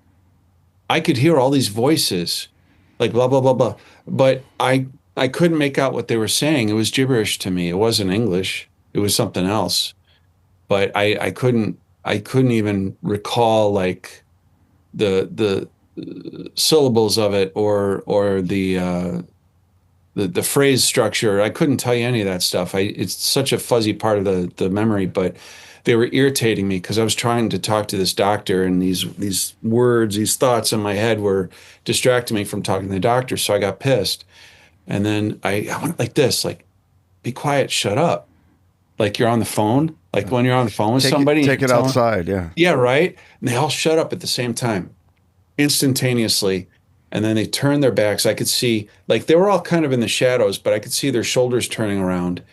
And they moved back further against the back wall, where it was like more in shadow. There was like a bubble of illumination around where we were, but there was no visible light source for where the light was coming from. See, like behind you, I can see this really nice lamp, and you could see the hot spot, and then it illuminates the rest of the room. It wasn't like that. This was like the room was dark, but you could see where the boundary of your lighted area was. It was very weird. Very strange. But that's again, like in my bedroom when I had Sizzlick on top of me, we had illumination light between our chests, and I couldn't see where it was coming from. So I got some theories about how that might be working. But anyway, this thing was touching my abdomen when we were sitting opposite each other. And he said, "You have an enemy inside you, but you're going to feel better in a few days." Enemy? What are you talking about? Enemy? I thought he said an anemone, like a sea anemone. urchin. Yeah. Right. Yeah. So I'm like, wait, an anemone? That doesn't make sense. Oh, he said an enemy. So I like in my mind while he was talking to me, I was like, an enemy. Okay. But then I went unconscious. I had no idea what he was talking about. And then I woke up and I was back in my room. I was in my bed, and I got up and I noticed my gut didn't hurt anymore. My GERD that I'd had for more than 2 years was gone. Now, during the period of time when I was dating my girlfriend, the previous year, um, we had both developed like sharp stomach pains, the same symptoms around the same time. Hers ended up being a stage 2 stomach cancer that required surgical intervention. And for the most part, she's fine. But, it worked. But I was wondering, well, what if I had that too? I don't know if you can, I don't know if you can get cancer from another person, but I know you can get a stomach infection. Like, uh, I had an H. pylori infection that was later diagnosed. So after this thing healed my gut and I felt fine, I felt perfect for months, but I was eating the same crappy food all the Yeah. time and the stomach issues returned. And so I went to a GI doctor and they cured me with antibiotics, but they had to do a stomach biopsy and everything because they were worried about these. They scoped me and they were worried about these patchy areas they thought might be cancer. Mm. And they said, you had a severe H. pylori infection that could have become ulcerous and cancerous. And I'm thinking, well, maybe that's what my ex-girlfriend had. And then she told me that no, she didn't have H. pylori. She later told me that. I'm like, okay, fine. But I just had the thought when he said enemy, you have an enemy inside you. Did he mean infection? Did he mean cancer? I won't know. I don't know. But whatever it was, they took care of it. Yeah. Yeah. So that was that incident. And then you said you wanted to talk about the arm incident. Yeah, that one blew me away. I just That was the freakiest thing that ever Yeah. happened to me in my entire life. Yeah. And it was in the moment, it was freaky, but because of what they do to your immune system, it's the trauma is reduced by how they manipulate your immune system. And I don't know how they do it. I don't know if their telepathy has a way of overpowering your brain's ability to process sensory input. They can remove pain that way. I'm not Yeah. sure, but I woke up in the middle of the night from a black sleep because my left arm was killing me. It was excruciating. It was both a dull ache and a sharp, sharp pain, like being cut, that kind of sharp pain. So it was two pains at the same time, a dull ache and a sharp pain at the same time. It was the worst pain ever. And I woke up and I noticed the first thing, I wasn't in my room. I was in a gray room again. And I looked down at my feet. It was the first thing I looked at. And then I noticed the gray table underneath my feet and then the gray wall beyond it. There was nobody around me that I could see, but my arm was in such pain. I looked down at my arm, my left arm, and it was missing from above the elbow, just gone. And there was no blood, not a drop of blood on the table next to me, not a drop of blood on my stump. It was nothing. So your arm literally was severed Just and a stump gone, just gone. And gone. I'm looking down and like my eyes like got big, like I wanted to start freaking out, but whatever was suppressing me, paralyzing me, the fear wouldn't bubble up like into a crescendo. You know how you start with an apprehension, and you know how it can build into like full on fear, and you're freaking out. That was prevented in the way Muted. that they manipulate you. And so I'm looking down at my arm, and it's gone. So I look over to the left, and I see my arm is sitting on a metal like a table or a cart. It had a single shaft in the middle of it, and I would say the cart was about this long. It was longer than my arm, and about this wide. And it looked like the kind of cart that a surgeon would put his instruments on, in a surgery theater, as he's working on somebody. But my arm was there, and again, not a drop of blood around the arm on the cart. It was like it was completely exsanguinated. There was no blood in it whatsoever, and it looked like freshly butchered meat. And I could see the humerus bone sticking out from the meat, just like just a little bit from the muscle itself. But I could see the muscle tissue, and I could see like the fat layer around the muscle. It was freakiest thing I ever saw. But I was in such pain. I tried to turn my head to the right, but I couldn't. I was aware of something moving to my right. And by the time I had the thought of like, I'm going to look to the right, I went unconscious again. And I woke up. And when I woke up, I was back at home. I was in my bed, and my arm was killing me. So I immediately looked down at my arm. And it was completely intact, but the elbow was really swollen. And I looked at the arm, and I didn't see any sutures. I didn't see any scarring, nothing. It was perfect, but it hurt like hell. So I got up, and I thought, well, what if I take a hot shower? I mean, it's kind of stiff. It hurts like bad. But if I take a hot shower, maybe that'll loosen me up.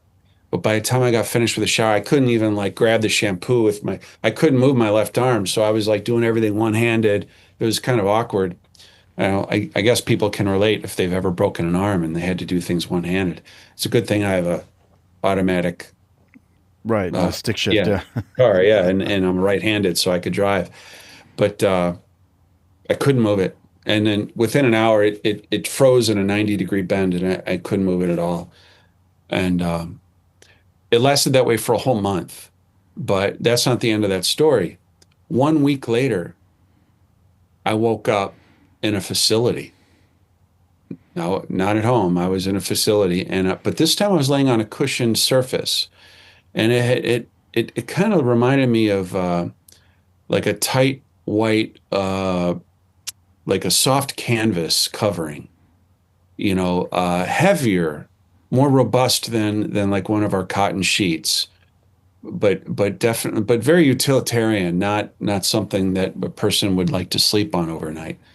But so I was laying on this white cushion, and it was in a brightly lit room, which I found surprising because the tall grays don't like brightly lit rooms. And there was a tall gray bending over the left side of the bed and then somebody was holding my hand. They were laying next to me on the right, and I looked, and there was the feet of this person holding my hand only came down to just below my knees, barely.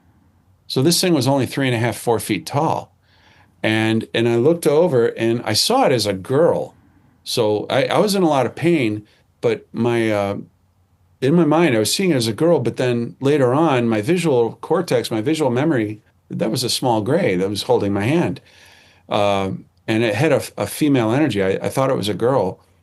And then there was a tall gray leaning over this cushioned bed thing that I was on, and it was running its arms up and down over my elbow, inspecting my elbow. Like they injured me, so now they're checking me out. It's like a follow-up visit or something. And and this thing holding my hand, she looked at me and I looked at her, and she said, "Do you have something you want to tell me?" I had no idea what she's talking about. And because she was holding my hand and I was very confused in the moment, I thought she was flirting with me, Hmm. which is a very bizarre thing to assume. Like, well, why is this tall guy? Why is he fondling my arm? But I said, no, I'm not married or anything. I don't even know why I would say that. It didn't make any sense at the time. But so that's when I went unconscious. And then later on, when I woke up and I was back at home, my arm could move a little bit better. It still hurt. It was still swollen, but it was a little bit better. And then exactly another week later, that next weekend, I woke up again, this time in a standing position in a gray room. And I was very unsteady on my feet, like I was about to fall over. And uh, this tall gray just like kind of grabbed me by the shoulders to steady me and led me to the wall where there was like this metallic railing, a handhold. And it reminded me of a dance studio, like the ballet dancers, like they have like Yeah. to do like their kicks and their stretches, and they have this handrail. Sometimes they have mirrors on there and stuff, but it was just this gray handrail, and so I was holding on to that for a minute until I got my bearings and I could balance myself. And then the gray grabbed my shoulders again and turned me toward it. And and I was kind of looking at its chest, and I looked up at its face, and it used its hands, and it went up and down over my elbow on my left arm again, just like the previous week. So they were concerned that they'd injured me. So um, sometime later, like 2 years later, I'd asked ChatGPT, well, what could cause these symptoms? Like, why would they take my arm off? Like, if they just wanted a sample of my marrow, they could just use a needle. But what if they wanted to take a significant portion? What if they wanted to empty out a cavity in my humerus bone? Then it would be kind of convenient to like have, direct access to the interior of the bone. Like, so what if they removed a significant portion of marrow from the humerus bone? I asked ChatGPT, what would my symptoms have been? And it told me, well, um, there'd be pain radiating into the joint, there'd be swelling, and it would take about 3 weeks to a month for that marrow to grow back. And I'm like, really? Wow. Well, maybe that fits. Maybe they were going into my arm for marrow. Another time, I think they went into my hip because I woke up in a lot of pain because it felt like a needle had been jammed into my hip, my left hip, and there was a lot of soft tissue inflammation near the bone. I could feel as I push in deep, and it felt like somebody had hit me with a ball peen hammer on my left hip. But there's nothing in my bed that would be sharp enough or hard enough to cause that kind of a deep bruise like that. So again, don't know. That was just a suspicion on that time. But the reason why I thought that they'd gone into my hip and then I thought that they'd been there that night was because my earplugs were removed again, and they've been sticking something in my right ear canal that's wider than my ear canal, and so I think the reason why they were taking the earplugs out is because they wanted to put something in the ear canal. So they might have done something like they did with Whitley Strieber. They give him an implant in his earlobe. Right. Well, maybe they implanted something deeper through the ear canal. So I wouldn't mind getting a head scan. We got to get Illinois scanned and you scanned from your stomach, from my abdomen, my head, from head to toe on the right side. Yeah. Well, here's what I want to do. As an infant, orbs in your room, touching your head, kind of knocking you out, your mom having these experiences, you having the ability to heal, then these grays visiting you over 20 to 20 plus years experience, culminating with this area we just spoke about in the 2020s, with children, I guess the best way to put it, a hybridization of from using. I think offspring is a more apt term. There you than go. Children, Offspring. because they're not mine to care for. Right. So I wouldn't call them children. Offspring I would like to. works. I would love to know every single one of them. Yeah. But they deny you that. They rob you of your agency. They take something from you. It's sacred. To me, children are sacred. And I always wanted more children. I had one daughter before my wife got sick, and we couldn't have any more children. And I always wanted more. And to learn that I have more, but I can't know them is borders on cruelty in my mind. Yeah. I feel emotional about it sometimes. No, I can tell. Sometimes I feel like I hate them, but I'm fascinated by them, and I want to know everything. I want to know what they're up to. I want to know if there's anything we could do about it. It's I think they may represent an existential threat to our species. I think they're aiming to replace us with themselves, but they can't live here in our biosphere on the surface of our worlds. The way that their physiology is, they're extremely susceptible to our pathogens and our sunlight, the UV rays from our sun. They have very thin skin. They're whiter than we are, except they're gray, but their skin has no subcutaneous fat, and they have a dense capillary bed right under the dermal layer. And so anytime they bump up against something and they get a bruise, that their whole body looks like it's bruised. It's Like like the old ones, translucent almost. right? The old ones have thinner skin that's more translucent than the younger ones. The younger ones have a more even grayish tone, and thicker skin. But the older they get, the skin gets thinner. But I think that they absorb their nutrition, a liquid diet absorbed through their skin. They've been observed by several abductees excreting waste through their skin. That's why they smell so bad.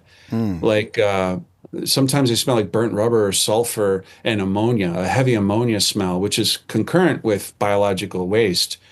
Um, and Whitley Strieber observed the tall grays wiping waste off their own arms. That's how Mm. they clean themselves by squeegeeing the waste right off their skin. I don't remember smelling them.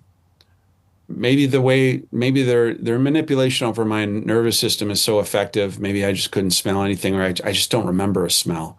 Yeah, That doesn't mean I couldn't smell them. I just don't remember a smell. sure. I wish I could, because I would love to corroborate some stuff that Strieber and some of the Yeah. others I've have heard the said. same thing. I've heard sulfur quite a bit. Yeah, Well, I want to do this. I want to ask you a couple things before we wrap. sure. And first thing is, if we could have whoever they are show up right next to you, sitting right next to you, what would you ask them? What interest do you have in my family line, in my mother's line? What what is it?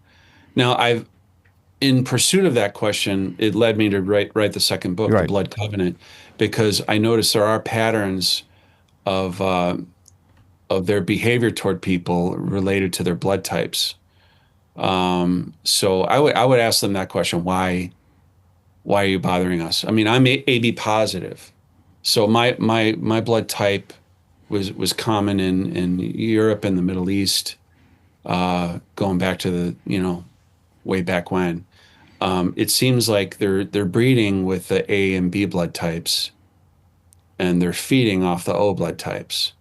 So they like type O apparently. So if you go into North America, Mesoamerica, South America during the third millennial BCE, like the Mayans and the Aztecs, if the Aztecs are the more recent, but uh, anywhere you find a high percentage of O positive blood related to these pyramid building societies, you find human sacrifice. So it was prevalent in the Americas. Even the Mississippian people near Cahokia, they built these pyramidal mounds in Cahokia, Illinois, near St. Louis. Even those that was a huge civilization. They had human sacrifice. Yeah. Anything like any of the American pyramids, there was human sacrifices, and they were always conducted in this little temple on top of the pyramid. And the pyramids were designed to aid that process without resistance. Like the sound from the screams of somebody when they're being cut open with an obsidian blade would reflect off the surface of the pyramid upward away from the crowds on the ground below. And the stairs going up these pyramids were very narrow, so you couldn't rush the proceedings. So the proceeding, the ceremonies were easier to defend as a result of this architecture. And so I wrote a book about it. Yeah. And yeah, so if people want to check it out, they're welcome to. But this is a huge discussion. This is its Yeah, own it's a big, topic. it's a big discussion that we could. Yeah, we'll probably, and maybe we'll have to have you on and then and go down that path on if that you wanted book. to, Linda Moulton Howe wrote because of her work on the cattle mutilations. She Yeah. wrote the foreword on this book. Awesome. I don't think she read the whole thing before she wrote the Well- foreword, but it was so sweet of her, and I love her for it. And she's such a wonderful lady.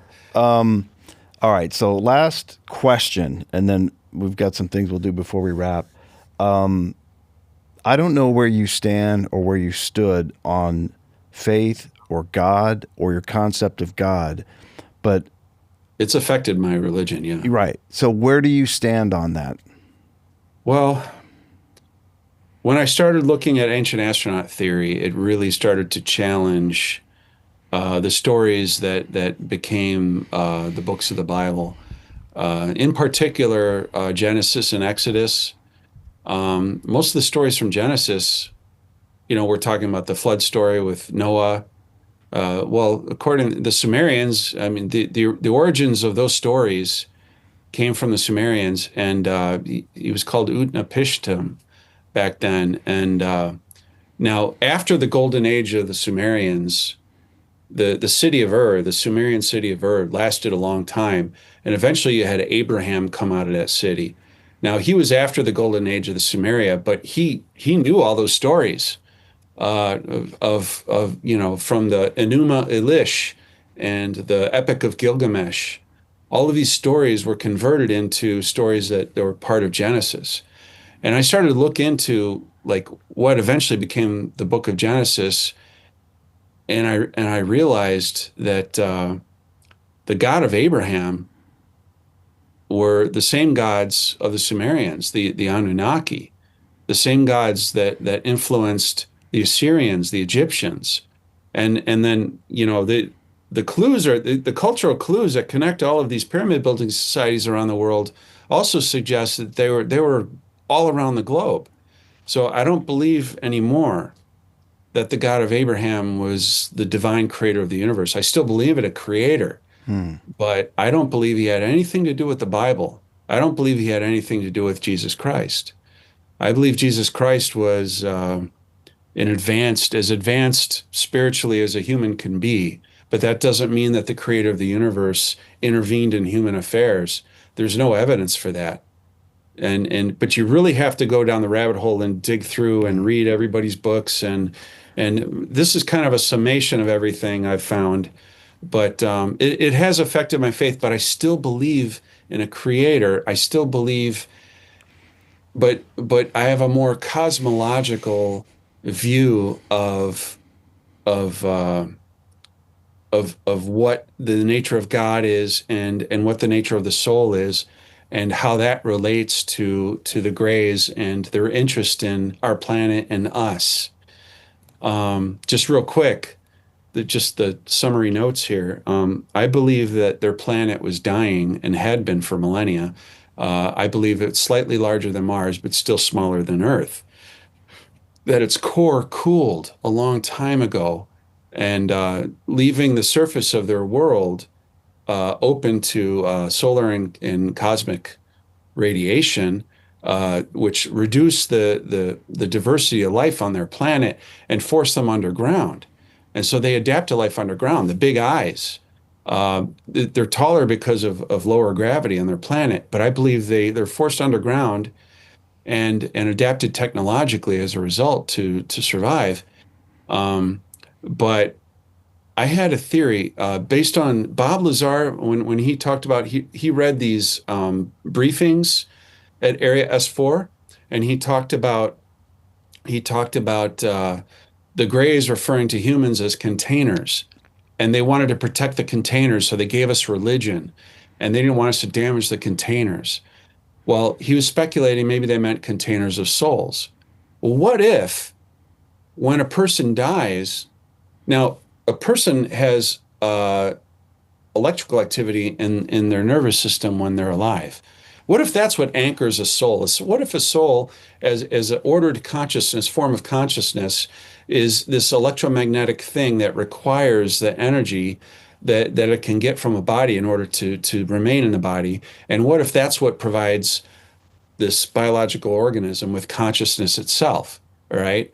So let's say every time one of the Greys died, their souls had nowhere to go because they lost their magnetic field. Well, what if those souls came over here because our magnetic field is robust and could sustain them? What if those souls are now living human lives? What if some of us might have been Greys in another past life? So maybe they came here to rebuild their population, because they can't live on Serpo or whatever they call their planet. They can't live over there anymore. So they're living underground here. But in order for them to be compatible with our biosphere, they're breeding these hybrids with us that are mostly human. We're mostly chimp if you think about it, because we're cousins with the chimps.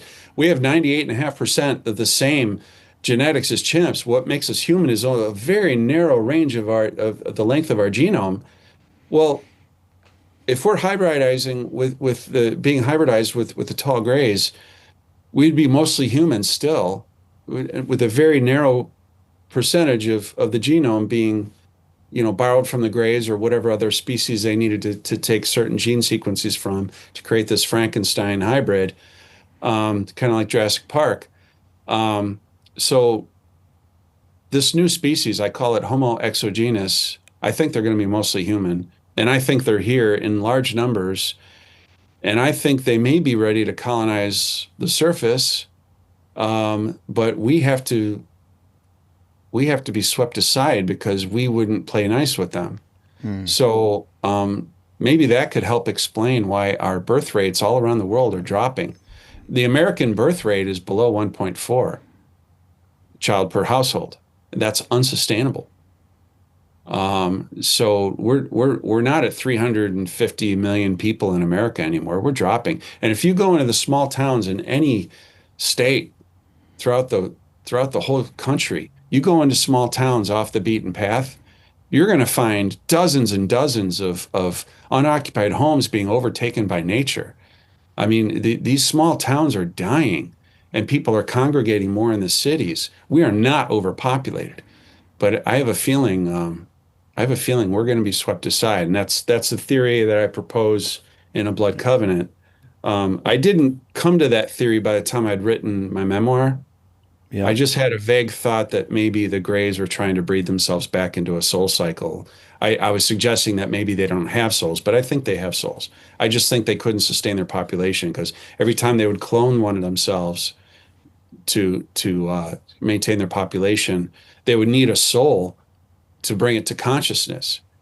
And some people, like I think David Jacobs said in The Threat, or somebody said that they developed the technology to transfer the soul from a living body into a cloned body.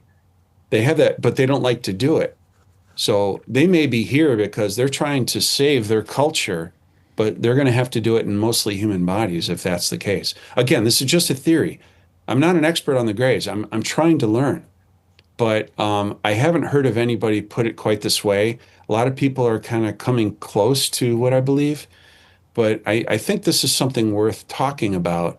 And Whitley Strieber and I don't agree on everything connected to the Greys, but I'm very fond of him, and we get along. And he's kind of shepherded me into the community a little bit by introducing me to some people. Sure. Well, listen, I appreciate, and I will say this: a number of people I've met, like yourself, it takes a lot to put yourself out there, It does. to write your book, but also to put it out there to where, look, people will hear it and think this is bananas. But by the same token, I always go back to what Nick Pope told me on the first interview for this show, God rest his soul. He said, the skeptics have to be right 100% of the time. Yeah. An experiencer only has to be right once, because if non-human intelligence is real and we're right just that one time, then it's all possible. Yeah. Then it's all possible. So, Yeah. And the last thing I'll say is, we had a couple hours before this show started, we had David Grush, we had congressmen, we had journalists out on Capitol Hill appealing and giving speeches, not in a congressional setting, but just appealing to this administration to release what they really have. And it kept coming back down to biologics. And so while we're seeing craft on the news, they're implying that there are biologics and that we have them, but it's only people like, we'll never know what that's like unless people like you come forward and describe what you described today. Well, have you been following Laura Trump, his daughter-in-law? To a degree, I've seen some stuff. She's made some claims that her father-in-law, Donald J. Trump, has prepared a speech for July 8th, the the 80th anniversary of Roswell or something like that. That the big "We are not alone" speech. Yeah.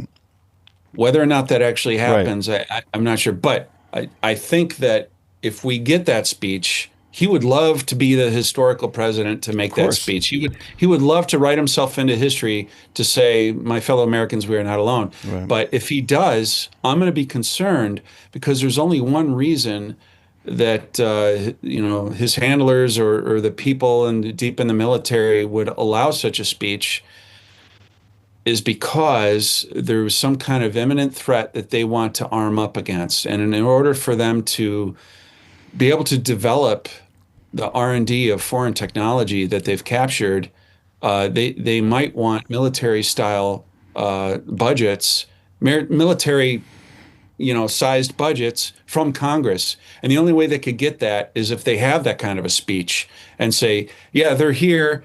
There's a national security threat, and we want to ask Congress for funds to build saucers, flying Yeah. saucers. Well, listen, that I've heard both sides of the coin. It's what a time to be alive Right? with the subject. But again, I can't thank you enough for coming and putting that forward. I mean, it's people like you that further the conversation. So I really appreciate that.